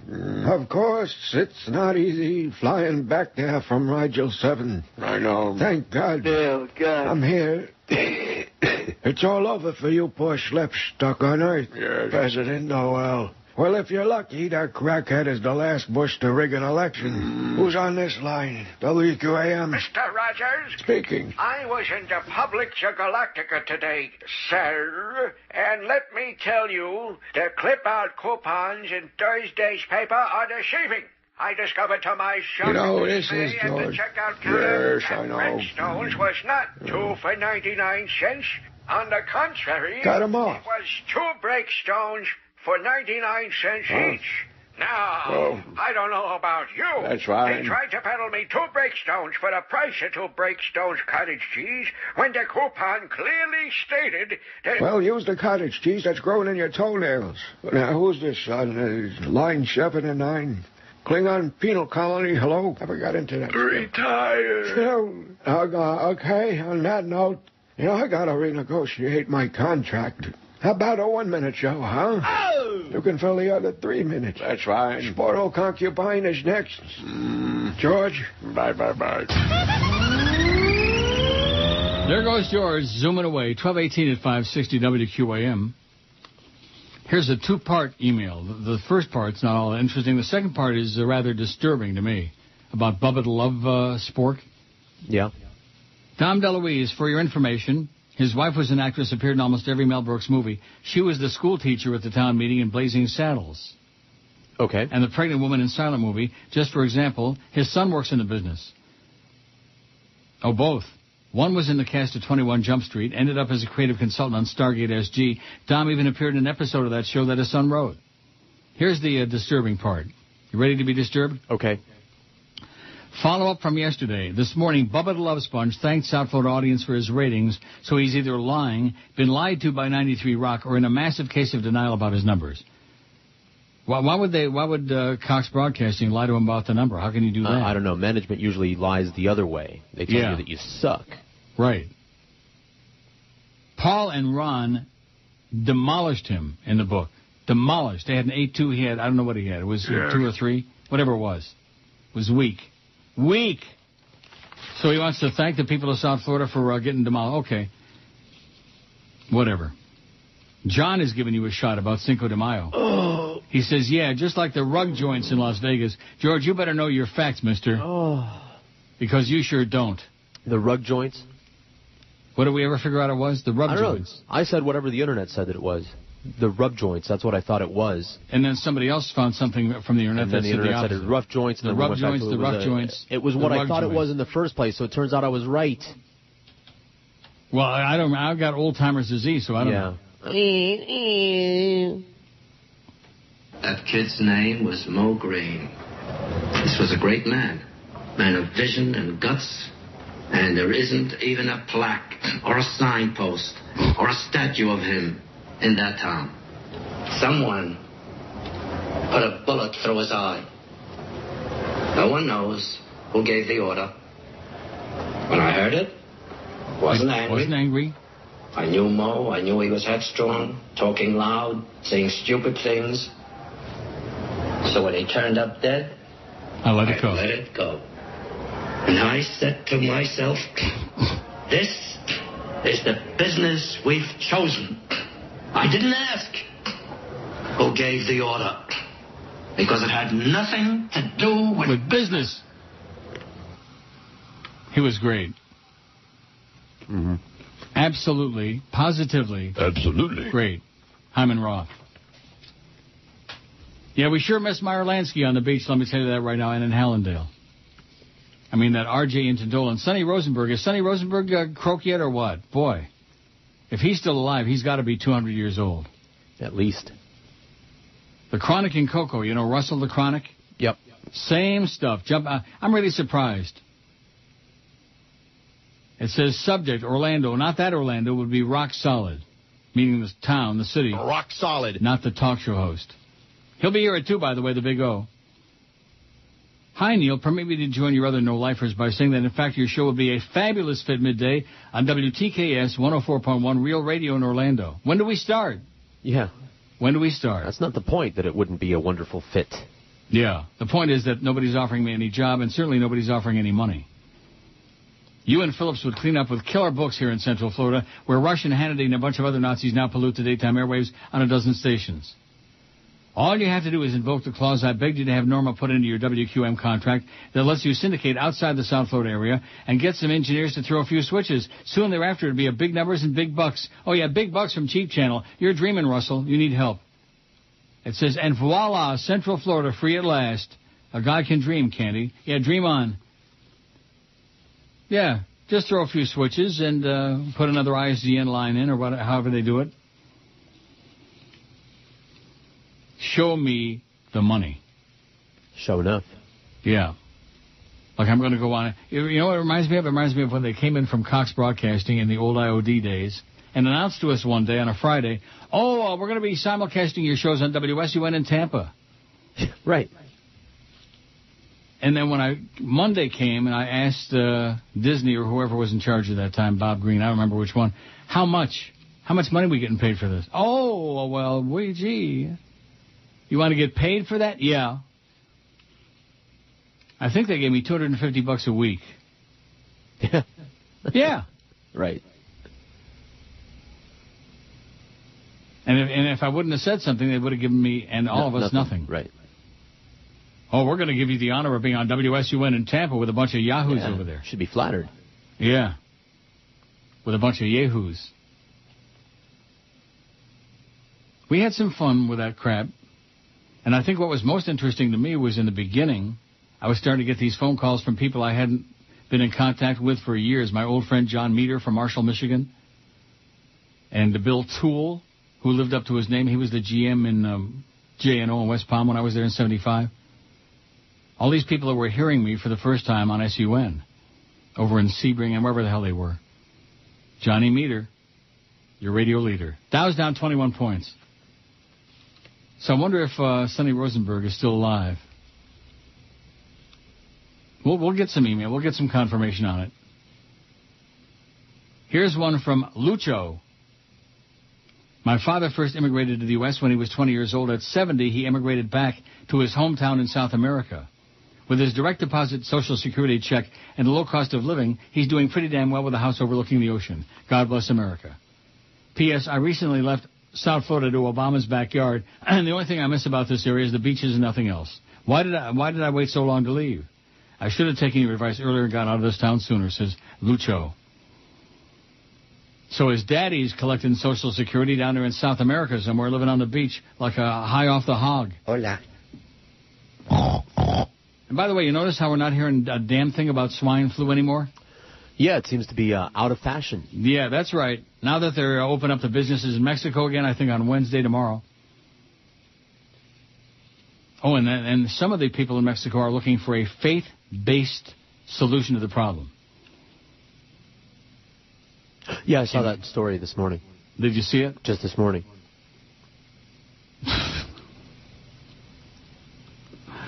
Oh, my goodness. Well, they tend to be a little bit, Catholic. Yeah, backwards. Superstitious. Right, in the Stone Age. Like somebody who's been brainwashed enough that he crosses himself before he takes 2 Tylenol. Things like that. Yeah. That's adorable. Can't hurt. Can't help. How do you know? Oh, here's Anita Bryant. The fake Anita Bryant. Can't wait till after the break to hear what Anita has to say. Oh, my God, your breasts are beautiful. Miley Cyrus is Hannah Montana in Hannah Montana the movie. Wait. Wasn't there a Hannah Montana movie last year? Yeah, that's right. That was a 3D concert film, right? Okay, so this is going to be totally different. Don't miss Hannah Montana the movie. Guaranteed to be nothing like Hannah Montana the concert. Thank God for that. 1231 at 560 WQAM. Although I will say this, that everywhere she is, the bonus Jonas Brothers are in there. Yep. They got some kind of a deal with her or what? Maybe. Like a package deal? Something like that, yeah. I'm not going to get started on Joey Jonas again. That's bad. Makes me sound like some kind of a fag. What? Huh? Speaking of that, popular Miami priest Alberto Cutié, or is that Cutie? Hey, Cutie. Is scheduled to meet with Archbishop John Favalora to discuss photos that appear of the handsome priest in a Spanish-language TV magazine in which he supposedly is on the beach with a woman. Oh, my God. Cutié now faces possible removal from performing church functions at his parish, St. Francis de Sales Catholic Church on Miami Beach. Church leaders believe he has violated his vow of chastity. How do you like that? He may have even, touched it. A source at the diocese who asked to remain unnamed until the press release is issued said the Archbishop has called for a meeting with Cutié, who hosts a popular radio show on Radio Paz and writes an advice column in El Nuevo Herald. And this, by the way, is from the Herald website. Favalora issued a statement saying, I'm deeply saddened by the news surrounding Father Alberto Cutié. I apologize on behalf of the church in Miami to the parishioners of St. Francis de Sales Parish, where he serves as administrator, to the listeners and supporters of Radio Paz and Radio Peace, and to the entire archdiocese. Father Cutié made a promise of celibacy, and all priests are expected to fulfill that promise with the help of God. Oh, God! Few young boys? Well, that's another story. Father Cutié's actions cannot be condoned despite the good works he's done as a priest. I ask for everyone's prayers at this time, the father said. Scandals such as this offer an occasion for the church on all levels to examine our consciences regarding the integrity of our commitments to the Lord and to His church. Isabel Bucaram, Montana. I wonder if she's kin to Hannah Montana. Maybe. I'll ask. Communication director for Spanish Broadcasting Systems Mega TV said that about a month and a half ago, a paparazzi came to the station with a video of Cutié and tried to sell it for $6,000. She said Mauricio Gerson, vice president of programming, viewed the tape and indeed showed Cutié on the beach with the woman. The station decided against paying for it. They wanted $6,000. We were not going to pay, Bucara, Montana said. We didn't feel 2 or 3 days' worth of ratings were worth it. How about $3,000? She said the sellers told the station they'd been shopping the video to other local stations. The father and some bimbo on the beach. How do you like that? At least it's not some little boy anyway. What a breath of fresh air. Father Cutie. Should be throwing a party. Father Cutie's in hot water.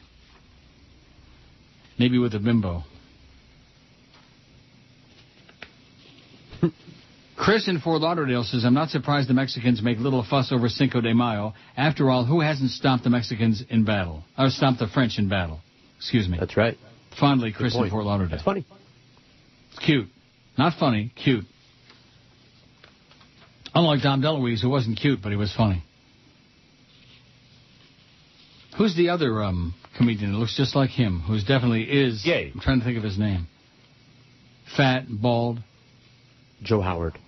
No. Mo Howard. No.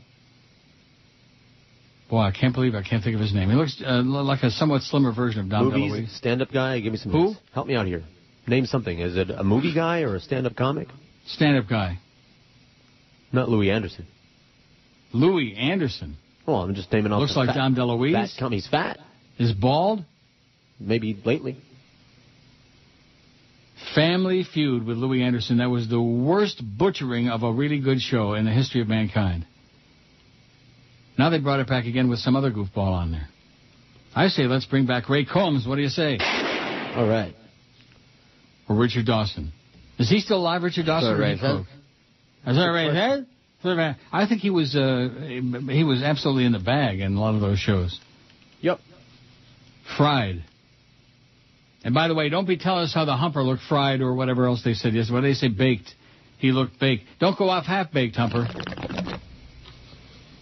When you watch a TV show, we had this yesterday, but it's a little bit more. This is from Brandon. When you watch a TV show, the Nielsen rating company is supposed to keep track of it, but now in South Florida, Nielsen is being accused of ignoring you. Patrick Fraser has this special report on Channel 7. Ed Anson, owner of WSUN, says it's a very bad situation. It's a very bad situation. Ed Anson is president of Sunbeam TV, owner of WSVN. He told his employees he's suing the Nielsen rating service for violating federal antitrust laws. Specifically, the lawsuit accuses the company of abusing its power and running a monopoly. Remember all the great food we used to get at IOD over there right next to Channel 7? Oh, yeah. Boy, we sure got, what's his name from the Thai restaurant? Right. Some young guy? Yes, you did. Now, what was the name of that place? Siam Bay Shore. Siam Dal. Okay. Siam Dal. Okay. And then, of course, in billing, remember they screwed up all my live accounts? They put him out of business. They didn't bill him for the talent fees for like months and months and months. And all of a sudden one day they discovered it and they sent him a bill for like thousands of dollars. Yeah. That was the end of him. What was his name? Boone. Right. My God. You're confusing two restaurants, by the way. He what? You're confusing two restaurants. I am? The one across the street was Siam Bay Shore, and you're thinking of Boone's restaurant, which was something Dal, Siam's Dal. Siam Dal. Yeah. I never said anything about Siam Bay Shore. You said that. I did. You're confusing two restaurants. Oh, okay. Cinco de Mayo, Independence Day. That was the place that brought us the food. What? The place across the street was the one that brought us the... Okay. No. Okay. No. That was where I got the Some Young Guy, the soup. Right. That's food. But Siam's Dal was a sponsor, and Boone used to bring food all the time. Not during my tenure. Well, he did before your tenure. All right. When Marvin was doing the show. Your good friend Marvin Rawman. Right. Who's probably sending most of the emails, by the way. I doubt it. Do you? Yes. Hasn't got a computer? I don't know. Michael Glass, WSVN attorney, says we think the case has strong merit. We believe that the actions of Nielsen have clearly harmed WSVN and others. The suit came after a change in the way Nielsen gathered its ratings in South Florida. For decades, they paid viewers to write down what they watched. In October, they switched to people meters, an electronic measuring system attached to TVs. The next day, WSBN's ratings dramatically dropped morning, noon, and night. They switched from the diaries to people meters. How do you like that? And their ratings fell off a cliff. Ed Anson says suddenly, as of October 1st of last year, about 50% of the young audience, the young adult audience, disappeared, vanished. Right now, the people meters are being used in 21 of the nation's 200 TV markets. Critics of the devices say they don't accurately reflect young viewers, blacks and Hispanics. The perfect example came in South Florida with American Idol. Ed Anson says, which is, of course, the leading show in the country, and American Idol overnight lost 50% of its audience. This is impossible. Suddenly, we didn't lose 50% of the audience, and nobody else in the country did. This doesn't make any sense. Patrick Fraser says antitrust lawsuits are extremely complicated, but one point seems clear. Either Nielsen's ratings for the past 20 years were flawed before they switched to people meters, or they're flawed now that they've switched to people meters. Anson asked, which is it? Nielsen's answer, neither. Anson says, it's extremely frustrating, and in talking to them it's frustrating because what they tell you is illogical and it doesn't make any sense. Kind of like our management. Illogical, don't make any sense. Frustrating and financially devastating. According to the lawsuit, Nielsen's claimed that half the audience quit watching, lowered the value of WSBN by $100 million, and the station's ad revenue dropped dramatically. Anson says it hurts in terms of the $1 million a month we're no longer receiving from advertisers. We're selling at lower rates, much lower rates, and that threatens the whole operation. Wow. Where all the Queen's going to work if Channel 7 shuts down? Michael Gass says it enables Nielsen to sell to local cable operators, which previously had not been a customer of Nielsen's or any other ratings agencies. A spokesman for Nielsen said he hadn't seen the lawsuit, couldn't comment yet. If this were any other business, Anson would go hire another rating service, but according to the lawsuit, because Nielsen is a monopoly, it blocks other companies from getting into the ratings business, leaving Anson with one option, going to court. If Anson wins the lawsuit, it could help stations across the country, but he plans to go it alone and foot the bill for the lawsuit himself. He's loaded, man, that Ed Anson. Drive back over there to the 79th Street Causeway, our old stomping ground. Go see Ed. Knock on the door. Say, hey, Ed, how about a big bag of money? Oh, Neil! Neil, yeah. Mr. Jensen, what seems to be the trouble? Oh, well, Doctor, I think I have a nasty case of hemorrhoids. Well, let's have a look. Okay. Just as I thought. That gigantic pain in the ass isn't hemorrhoids. It's your taxes. It is? All you need is Tax Preparation H. Tax Preparation H? That's right. Tax Preparation H is the #1 choice of physicians to relieve that income tax-induced pain in the ass. Just a tiny dab of Tax Preparation H instantly relieves the burn of itemizing your deductions, the painful itch of calculating your mortgage interest credit, and the intense discomfort of keeping track of those innumerable documents. Where the heck did I put that stupid Schedule C? Where's my 1099? Where's the W-2 for my old job? Where's my Tax Preparation H? Tax Preparation H. Once you get it behind you, you'll actually look forward to doing your taxes. It never fails. I just got through reading that article about 10 minutes ago about Father Cutié. Yeah. And somebody emails it to me right now. They might want you to read it again. No. Oh, and by the way, speaking of wanting me to read it, if I don't read something the first time, you can send it 500 times. I ain't going to read it. Fake Anita Bryant. You'll read it faster the more they send it, right? I won't read it at all. The fake Anita Bryant. Just another attempt to sucker me into talking about certain people on the air who nobody has heard of in years and years. Wow. The ones you're always referring to. Uh-huh. That name, that crowd will never be mentioned by us on this show again. I challenge you to a debate. Yeah, blow it out your ass. When people are falling off the face of the globe and nobody knows they even exist anymore, they always come on their hands and knees to... Oh, God! Looking for me to, give them a little free publicity. Not going to happen, Anita, or whoever the hell you are. Oh, my anal chapstick says the good people are the fat people and the fat people are the dead people. Dom DeLuise. Yeah. The good people, that was a great line from the movie. Yes, it was. Another line that he said that really did it for me. He said, I feel sorry for me. Yeah. Remember that? Mm-hmm. He stood there with all that gigantic girth, looking in the mirror and said, I feel sorry for me. That was good. It was a great movie. Yes, I think. I liked it a lot. A lot of people, Fatso, I watched it on your recommendation and it sucked. Well, too bad. I liked it a lot. Josh Cordes says, the real Josh Cordes. And I'm sure this is him. You think so? I don't know. He says, Neil, thanks for sending that check. I'm sorry I haven't had the time to cash it yet, but I've been far too busy doing cocktail waitresses 2 at a time to cash in the far too few pennies that you sent. I'm also coordinating the installation of the ISDN line for the new studio, so that project will get handled with the same type of attention to detail I give all of my work. Yeah, we saw that yesterday. Now that you're getting Social Security, think you can bump those checks up a little higher? Thanks, Josh. No. No. In fact, that was his last check, so what's he talking about? Now Fat Chris gets all the big dinero. Tubby. Yeah. The fake Tom Jicka says Jim Phillips is a great talent. He's been singing your praises for years.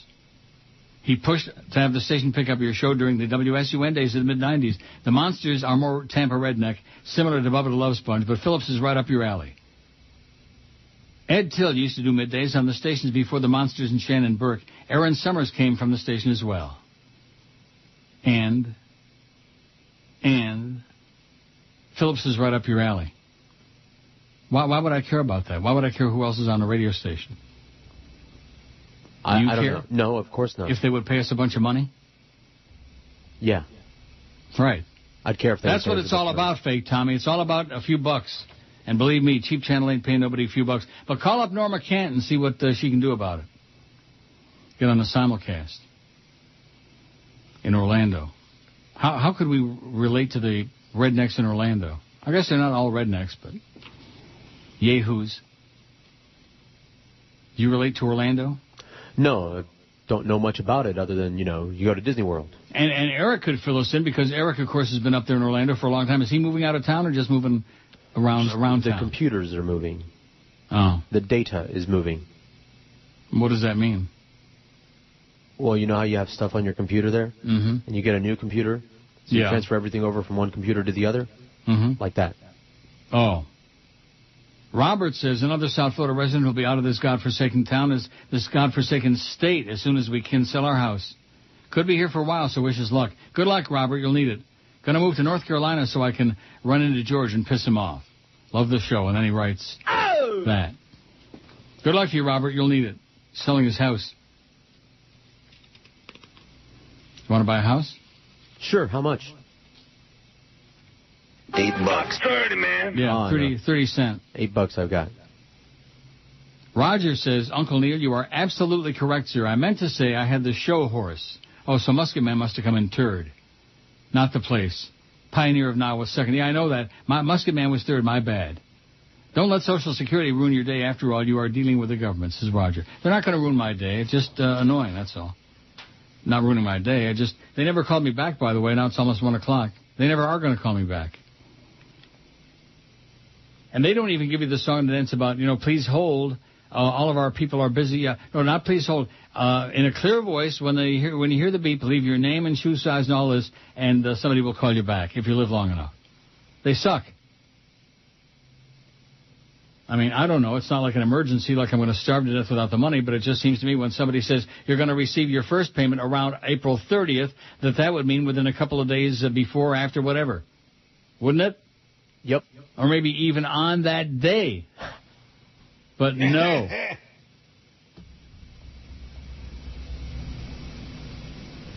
Oh, God. This is really, really sick. Infant murder suspect says it's a dirty game in Tampa.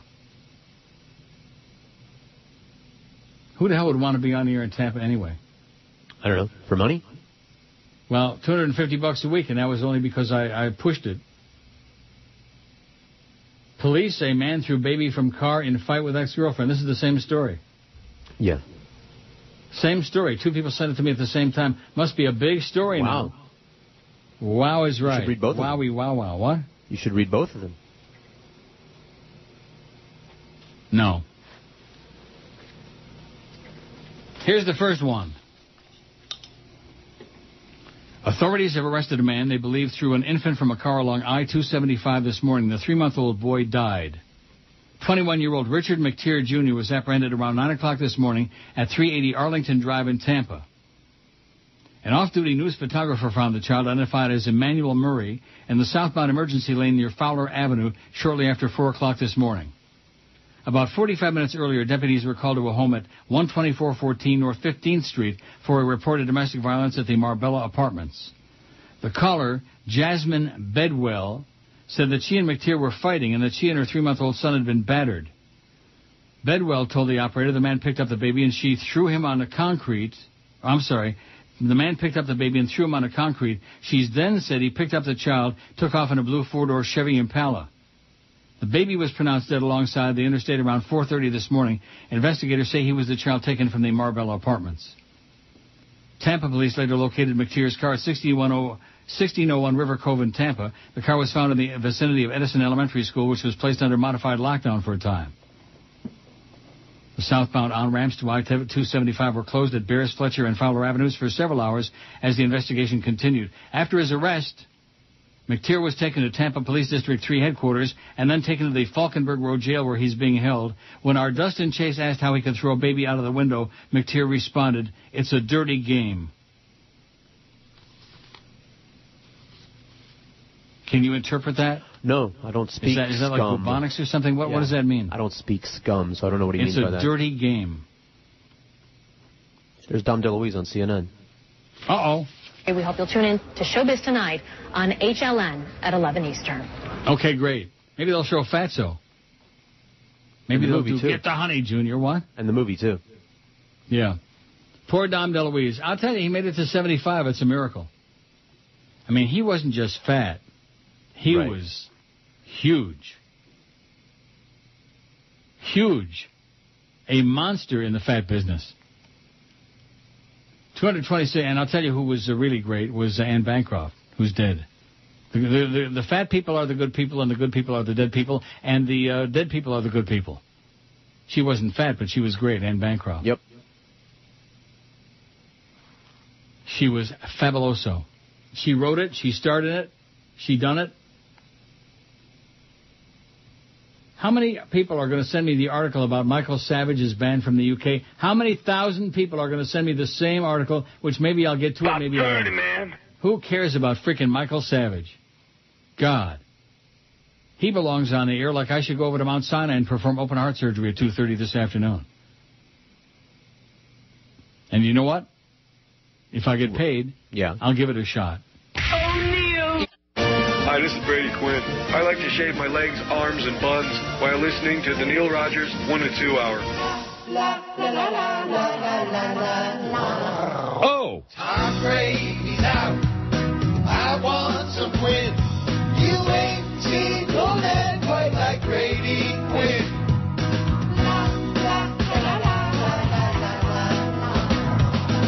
He's a football player, dude, a solid wall of meat. The kind of guy that I want to do, that's good enough to eat. I wonder if he'll go on a date, but there's no chance at all. So does that make me a sports queer if I want to see him grab the ball? Yes. Oh, baby, wow. Look at that kid.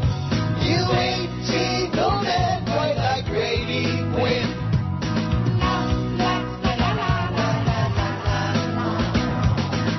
I got a high-def TV screen that helps me see his buns. I can drool all I wanna, but I ain't gonna ever get none. Notre Dame's up a missing school, okay, that's not so great. But I'm gushing over him madly, at least until he's 28. Tom Brady's out. I want some Quinn. You ain't seen no man quite like Brady Quinn. Oh, baby, wow. Look at that kid. You ain't seen no man quite like Brady Quinn.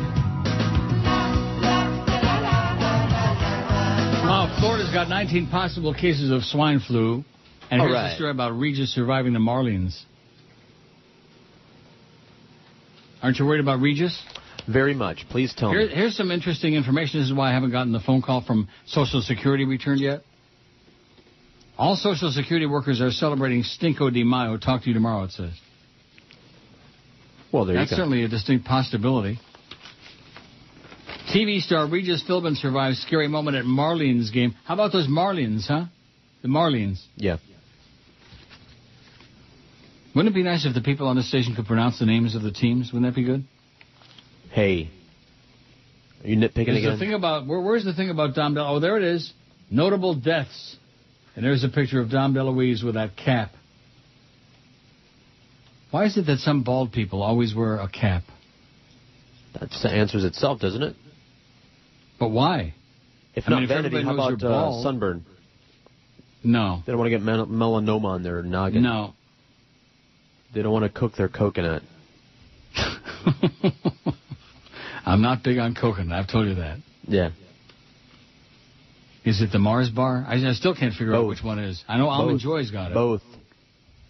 Mars bars have coconut? Yes. One has almonds. The other one does not. I see. One makes you feel like a nut and the other one doesn't? That's right.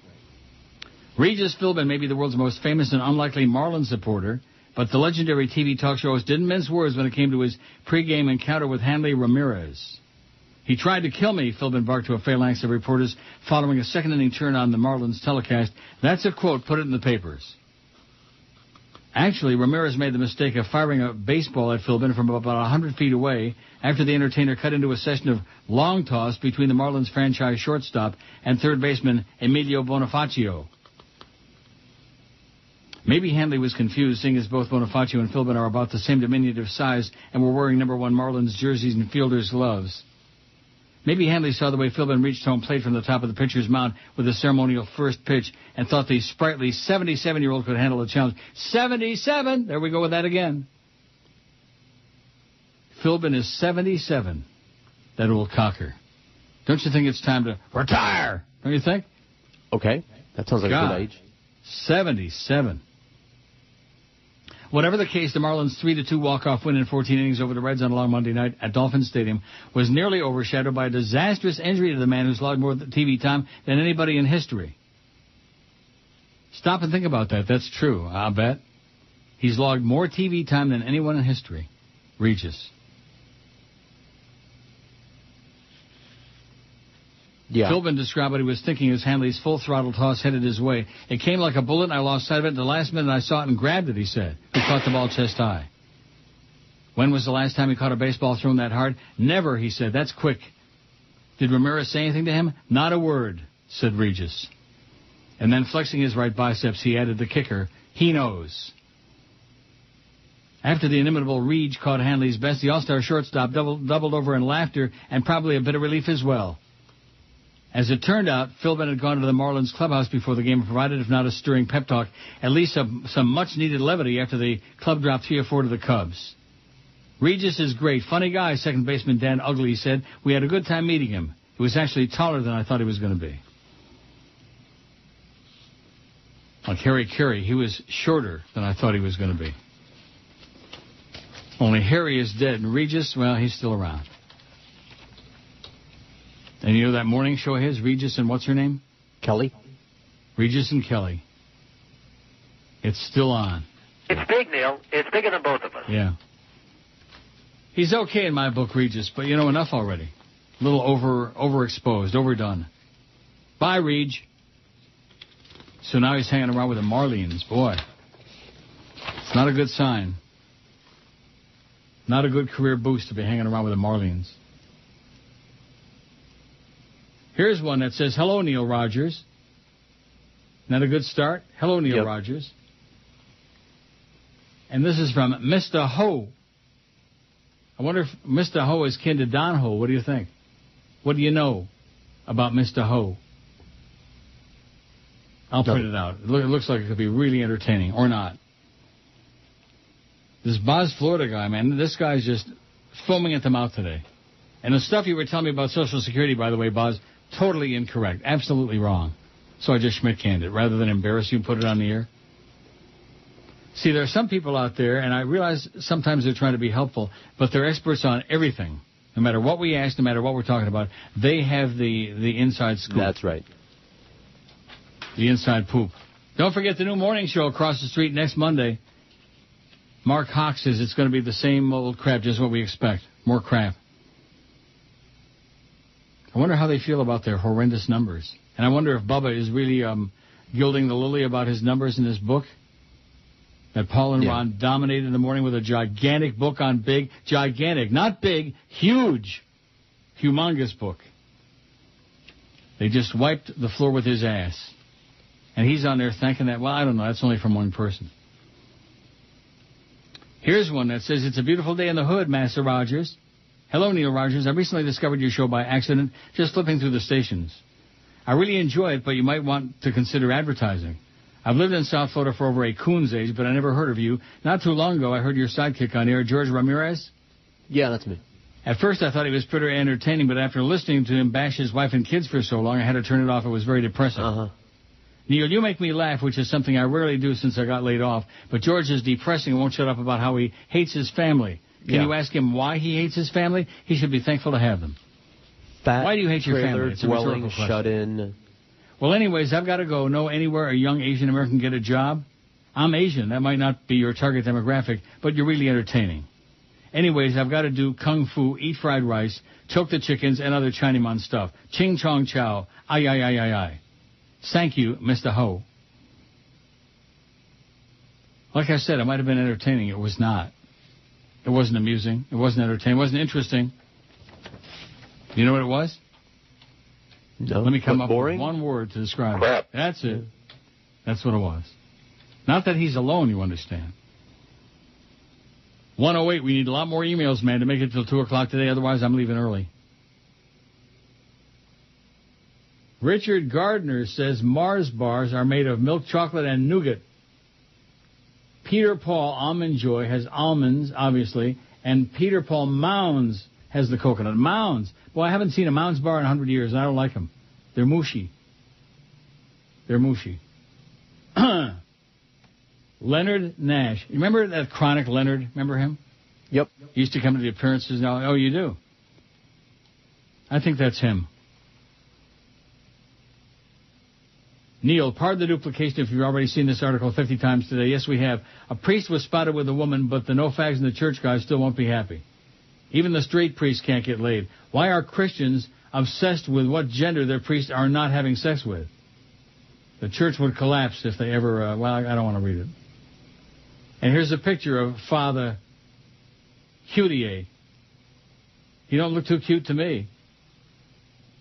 And here's the article again. Yeah, we did, Leonard, we did do it 100 times already, okay, about the father with the hot chick on the beach, whatever they were doing.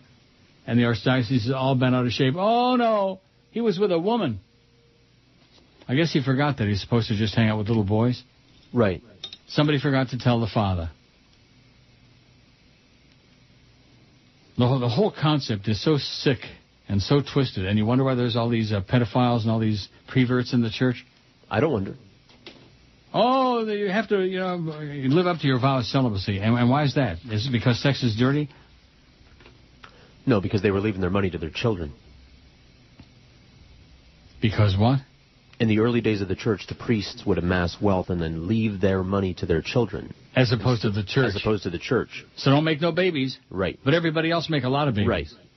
And give your money to the church. And give your money to the church. Come schlepping, especially all over Latin America. Come schlepping and put all your pesos in the plate, baby, every Sunday. Don't inhale too hard. You might catch that Catholic church flu. They're looking in Mexico for spiritual help. Yes. For divine intervention. Faith-based help for the swinehund flu. Well, you can tell that we don't need to be in a total panic because now they're not talking about it 24/7. They're talking about the banks and about this and about, what's his name died? Dom DeLuise. Right. All of these other things. I like the wee-wee. In this tough economic climate, our elected officials want to increase taxes. Many of us would like to protest by staging a tea party. But the recession has forced us to scale back and instead show our disgust with a tea bag.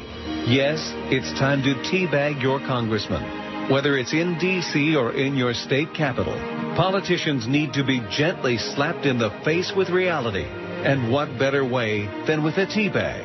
Hold them down. Droop a tea bag in their eye sockets. Rest one on their chin. Rub one all over their foreheads. Or drop a tea bag right into their mouths. Be sure to take photos and post them on the internet. They'll soon get the message that Americans are fed up with high taxes. So show your patriotism and teabag your congressman today. 116 at 560 WQAM. We got the Big O coming up at 2 o'clock. He had a 2-1 in the book, which may not sound like a giant number, but between 2 and 4, that's a humongous. That's like double what we've been doing. What? Relatively speaking. Relatively speaking, it's huge. I know that's sad, but nevertheless. Here's the deal. No more Social Security, unless you got something really useful to tell me. It says, here's the deal. My check is supposed to come on the 15th of the month, but it comes on all different days. Mine anywhere from the 10th to the 20th. So in other words, whenever they get around to it, that's when I'll get my direct deposit. And they sure are not going to call me back. 4 hours and 17 minutes ago that I called. Leave your name and your shoe size and your, Jury selection is expected to start Wednesday, tomorrow. In Seattle's first clergy sexual abuse trial involving the Seattle Roman Catholic Archdiocese, one of only a handful of such trials nationwide since the Catholic Church sex abuse scandal broke in 2002. The trial to be held in King County Superior Court involves Patrick O'Donnell, former priest in the Spokane Diocese, who served at Seattle's St. Paul Church from 1976 to 78. O'Donnell was removed from the ministry in the mid-'80s, is admitted to molesting at least 30 boys. How do you like that? About 30, man. He was a busy guy. The trial involves 2 of 4 men who, in a 2005 lawsuit, accused Seattle Archdiocese leaders of failing to protect them from O'Donnell during the time he was a priest at St. Paul's. O'Donnell had been sent by the Spokane bishop to Seattle in 1976 for sexual deviancy treatment after an allegation arose in Spokane. While in Seattle, O'Donnell also earned a doctorate in psychology from the University of Washington. In recent years, he practiced psychology in Bellevue, treating patients 12 and older until 2002. When the state began investigating allegations of his past abuse of minors, he surrendered his state psychology license in 2004. He's got some issues, the father. Father O'Donnell. O'Donnell's been named in numerous lawsuits and has been accused of molesting altar boys, students, and Boy Scouts. Altar boys. Claims against... What? Sorry. I was just leaving a pregnant pause. I see. Like it's something unusual. You know, I was giving birth to it. Claims against him played a large part of the Spokane Diocese bankruptcy filing in 2004. O'Donnell was named in 66 of the 176 bankruptcy court claims alleging sexual abuse by priests in the diocese, more than any other single priest. I thought all priests were single. Victims have accused Spokane Bishop William Skylstad, former president of the U.S. Conference of Catholic Bishops, of failing to prevent O'Donnell from molesting children even after they complained repeatedly. Skylstad supervised O'Donnell years ago. Maybe he gave him lessons. The plaintiffs in the Seattle case say, and at least one Spokane Diocese leader has contended, that the Seattle Archdiocese was informed of O'Donnell's history when he was sent to Seattle in the 1970s. That's what they do best. Move them around, like pawns on a chessboard. Move them around. A little molesting over here, a lot of molesting over there, yada, yada, yada. Well, they move them to where there's a fresh batch. A fresh batch. Or more than one. This Boz, Florida guy, he's gone from dead people to pedophile priests. Boz, you're out of control today, baby. You're just out of control. I bet you he sent me 4,000 emails today. Easy. Maybe 30,000. Here's the fake Phil from Pompano, who, thank God, isn't Phil Ark. Boy, when I saw that this morning, I just wanted to die.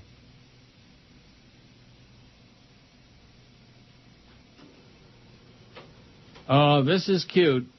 This is really cute. From a fake Neil neighbor. This is good.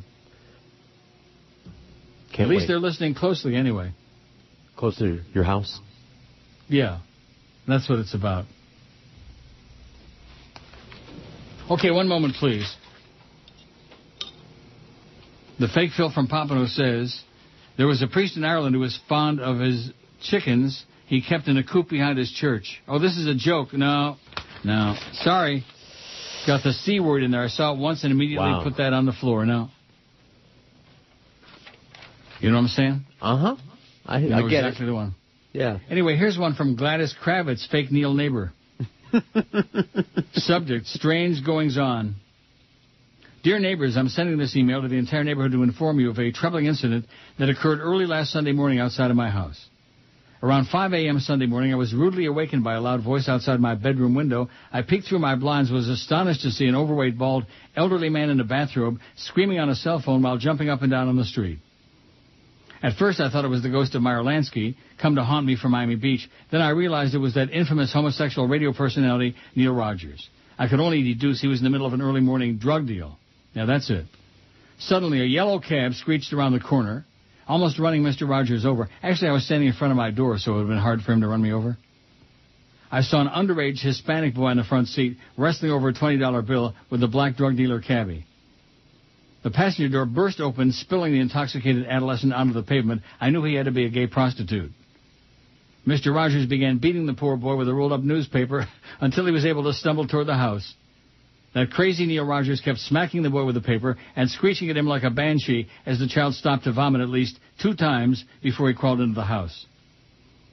Needless to say, I found the whole episode to be very disturbing. I highly recommend all of my neighbors keep an eye on that deviant Neil Rogers freak. Next time, I will call the police. Gladys Kravitz, fake Neil neighbor. Isn't that cute? Marginal. Weak. Cute. Cutesy. Not funny. Not creative. Cutesy. Weak. Hey, listen, everything is relative, you know, compared to all the other good stuff today. Yeah. Boz, Florida, again.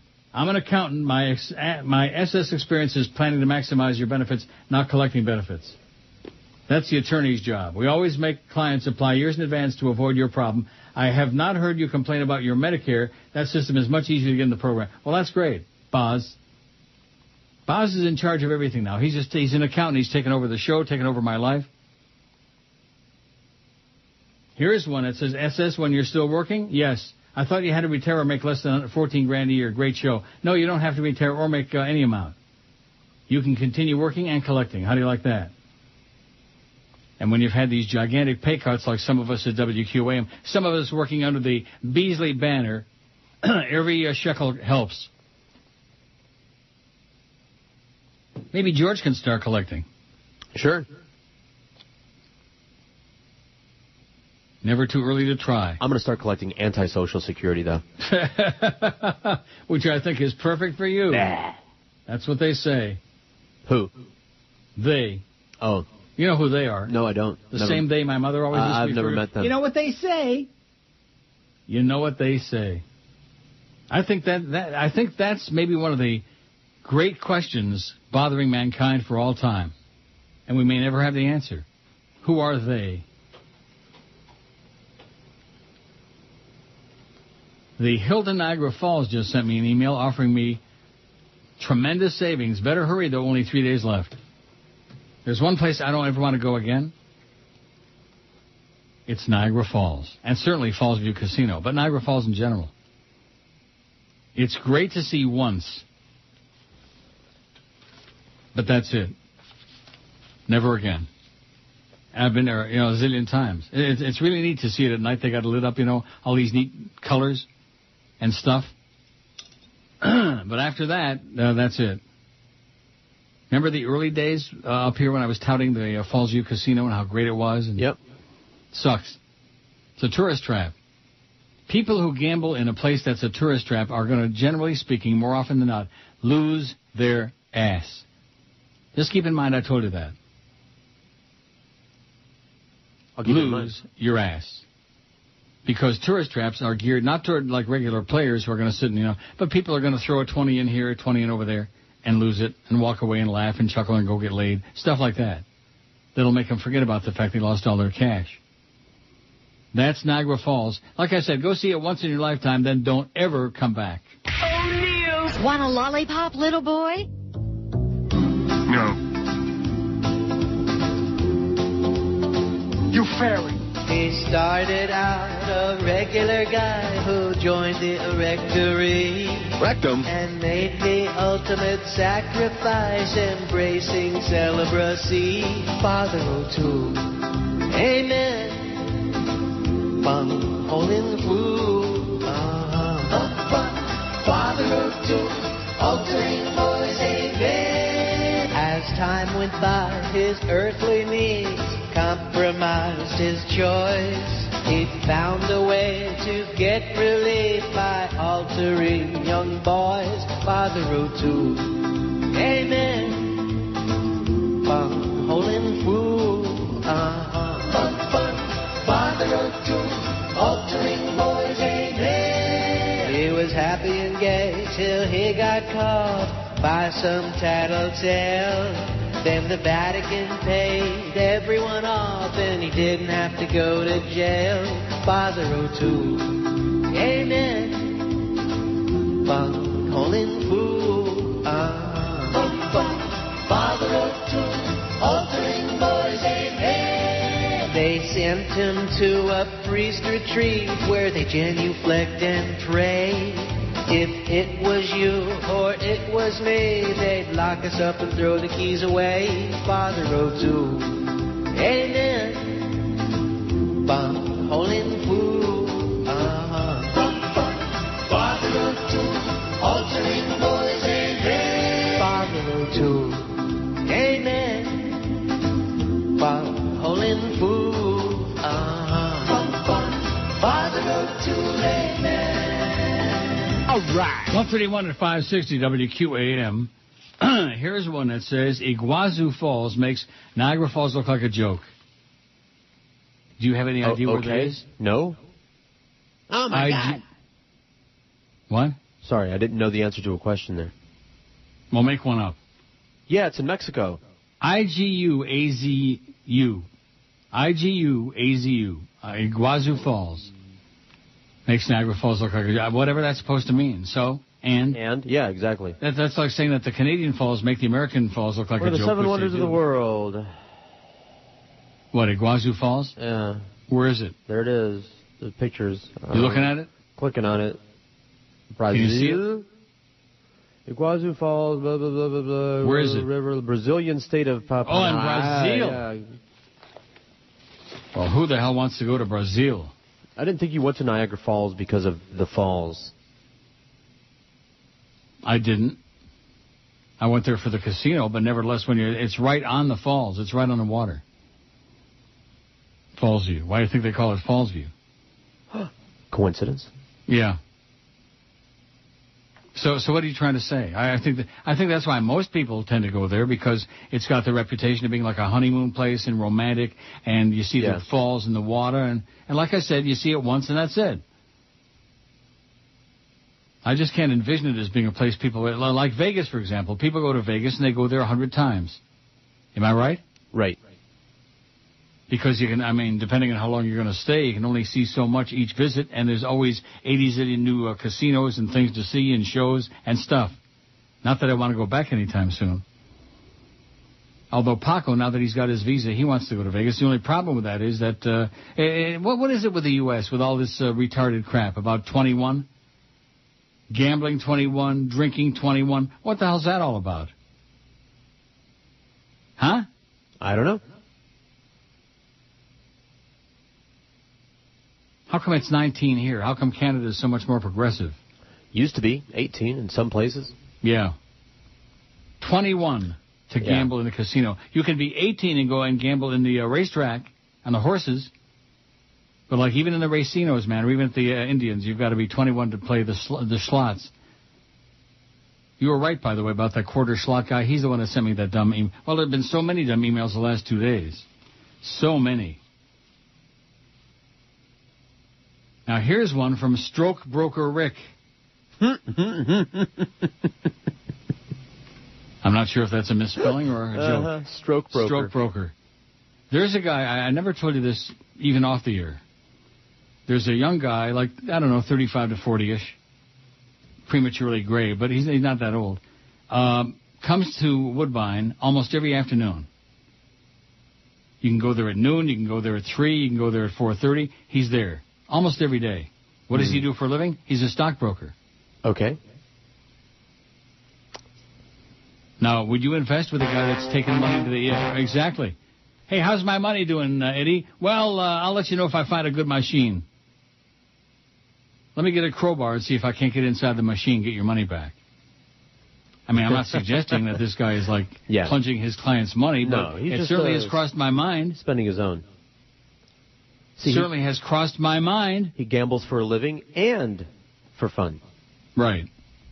Anyway, Stockbroker Rick says, big fan in Rhode Island. Double D is dead. Dom DeLuise, comic legend. Who do you like in the Preakness? And have you been to Mohegan Sun?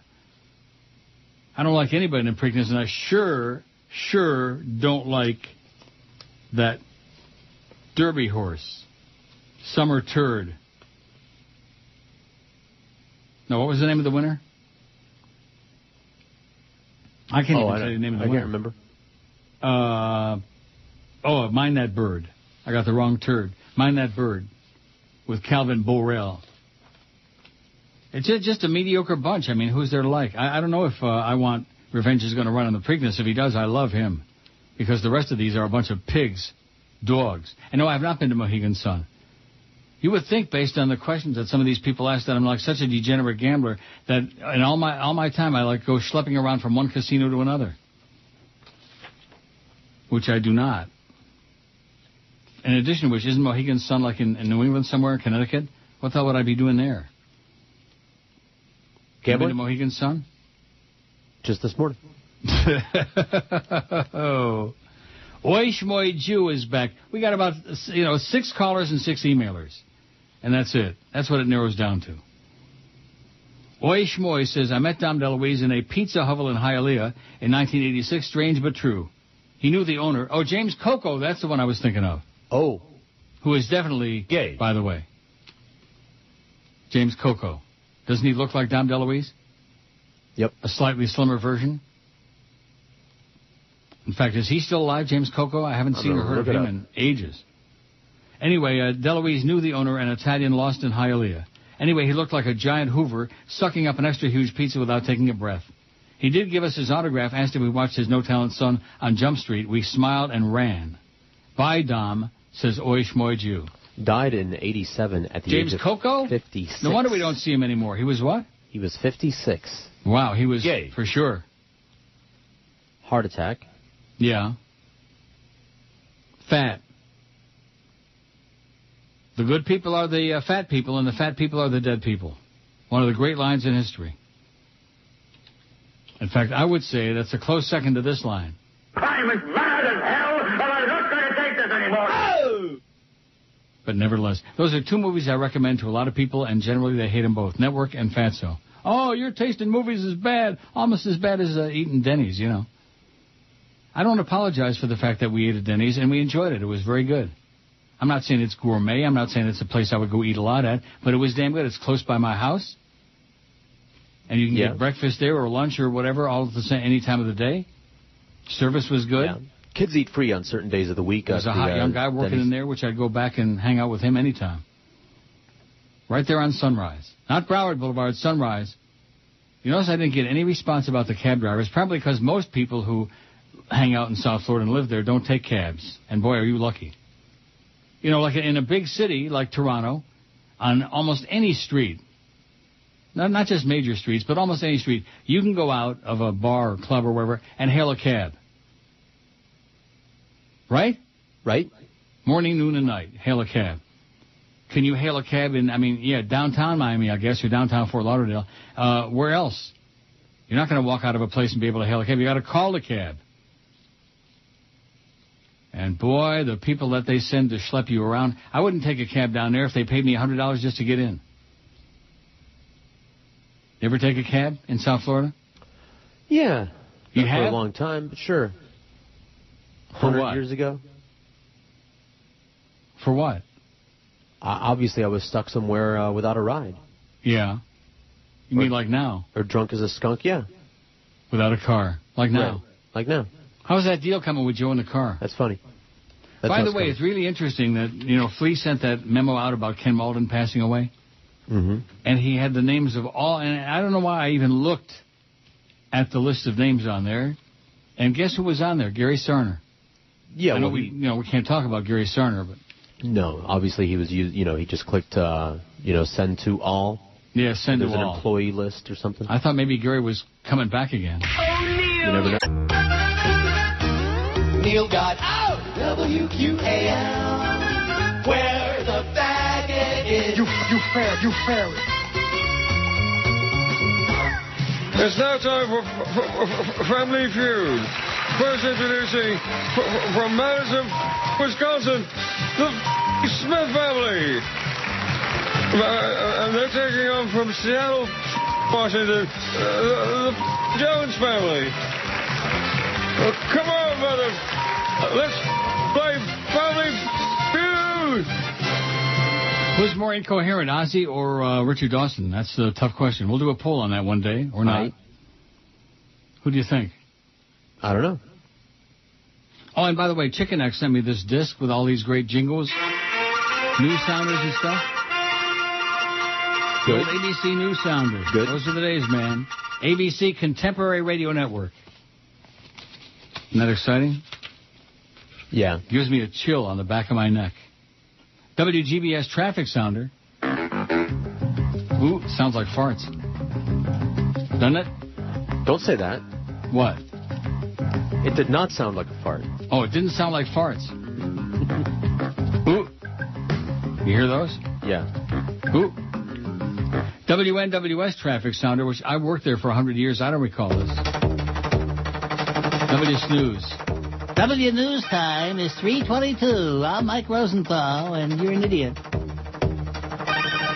Wow, I don't recall that at all. Wow. Now, these other generic news sounders, I don't know what they are. Breaking news, you know, like that. Oh.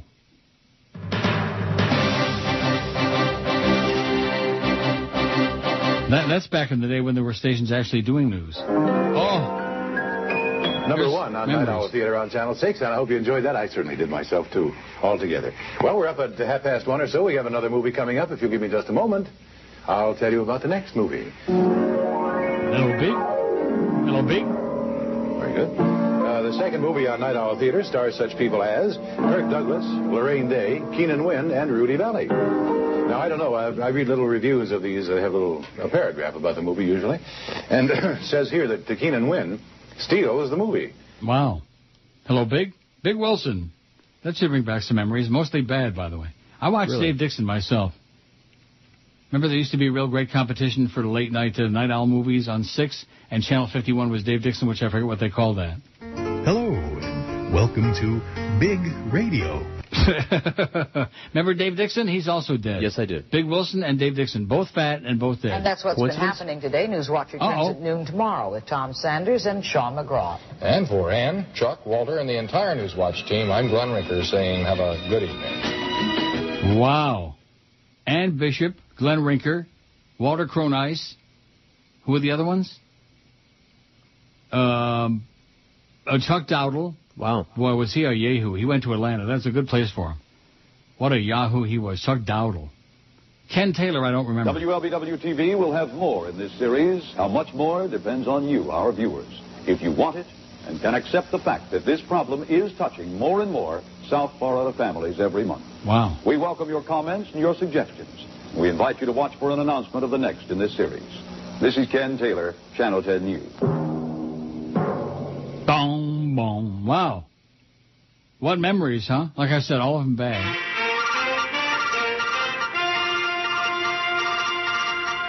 The only bad thing is that the ABC Sports Sounder, the Howard Cosell Open, that one's not on here. So there's something for Chicken Neck to work on. And also, he keeps sending me stuff that's great, that's fine, but it's not what I'm looking for. Those Coke spots. Now, the last time he sent me the I'd Like to Teach the World to Sing ones, remember? Yes. Oh. Like the new Seekers and the old Seekers and like that. And then he sent me, and the ones I'm looking for, it's the real thing. The Fortunes did most of those. Remember the Fortunes? Yep. You got your Tourist and I got mine. And so he sends me instead Things Go Better with Coke. A whole crap load of these. If this ever queues up. There it is. Another cold and windy day. Bee Gees. The birds are homing, too cold to stay. And now I feel my when the Everly Brothers do a spot for Coke, boy, that'll get me all excited. The Everlys. It's summer swinging with the Everly Brothers. Sitting in my lifeguard seat, out here in the sun and heat, watching that those little girls don't drown. Radios are everywhere, the only song that I can hear is that little old song that's going around, saying, things get better with Coca-Cola, things get better with Coke. Someone get a Coke for me. Boy, you can only imagine what they look like now, the Everly Brothers. Probably look more like the Everly Sisters. Hey, America, here's Jay and the American. Things go better with Coca-Cola when it's a good time. I'll tell you one thing. He had the best voice in history, Jay Black. I don't care what anybody says, you know. Remember we've done that poll? Yep. He had the greatest voice. He was just awesome. Awesome. Are there any doubts about that? Yeah. Oh, you don't agree? No. Who would you pick, Luis Miguel? Freddie Mercury. Oh, my God. Freddie Mercury over Jay Black? Sure, Freddie Mercury over anybody. Oh. Michael says, in California at Viejas, the Indian casino, you have to be 18 to gamble and 21 to drink. It's a nice-sized casino. Love your show. Want to be around at QM as long as you are, says Michael. Thank you, Michael. At Viejas, the Indian casino in California. Well, California is a pretty big state. I don't know exactly where he's talking about. Here's one. Did you watch the HGTV show House Hunting or something like that? They did an episode in Toronto, and it was a bunch of Muslims looking for a space for their hijab organizer in the closet and subleasing half the house to more ragheads. Oh, I believe that. I believe that. If you show up at the airport here on a plane from any terrorist country and you have a long beard and a turban, welcome to Canada. Come on in. They don't even look at the papers, you know. Come on and have a good time. And here's your taxi cab license. Like that. They never met a terrorist they didn't like, especially in my building, man. With the hijab. Yeah, the hijab. One thing about the Muslims, man, they sure know how to treat their women. Stroke broker Rick came back. I guess he was impressed that I read his earlier missive. Mm-hmm. Neil and friends. Tuesday is kids eat free at Denny's. I took my wife and baby daughter Bianca to Denny's. Grand Slam rules, even with motor oil coffee refills.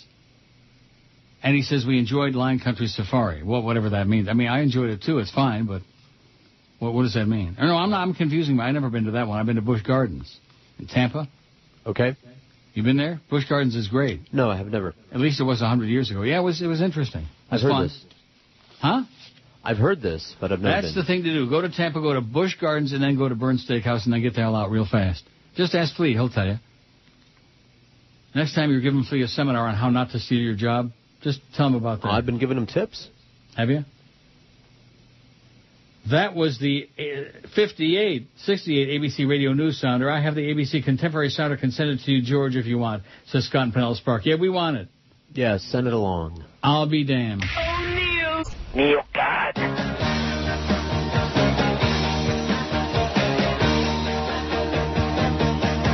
Oh, yeah, I got that something. I'm achy in my gland. Yeah, you, a naked boy, and I'm your Nambler man. Yeah, I'm your Nambler man. Yeah, I'm your Nambler man. They seem so sweet to me with their firm little cans. Little boys need to be with me, 'cause I'm a Nambler man. Yeah, I'm a Nambler man. Yeah, I'm a Nambler man. Hey, little kid, I'll give you candy and a ride. You can sit on my lap and I will let you drive, let you drive, let you drive. Yeah, you shake your muffin when you wear your little pants. Don't tell our little secret, 'cause I'm your Nambler man. Yeah, I'm your Nambler man. Yeah, I'm your Nambler man. And when I shower, I'll invite you inside. And when I touch your little parts, Rectum. I get high, I get high, I get high. Oh yeah, I got that something. I'm achy in my gland.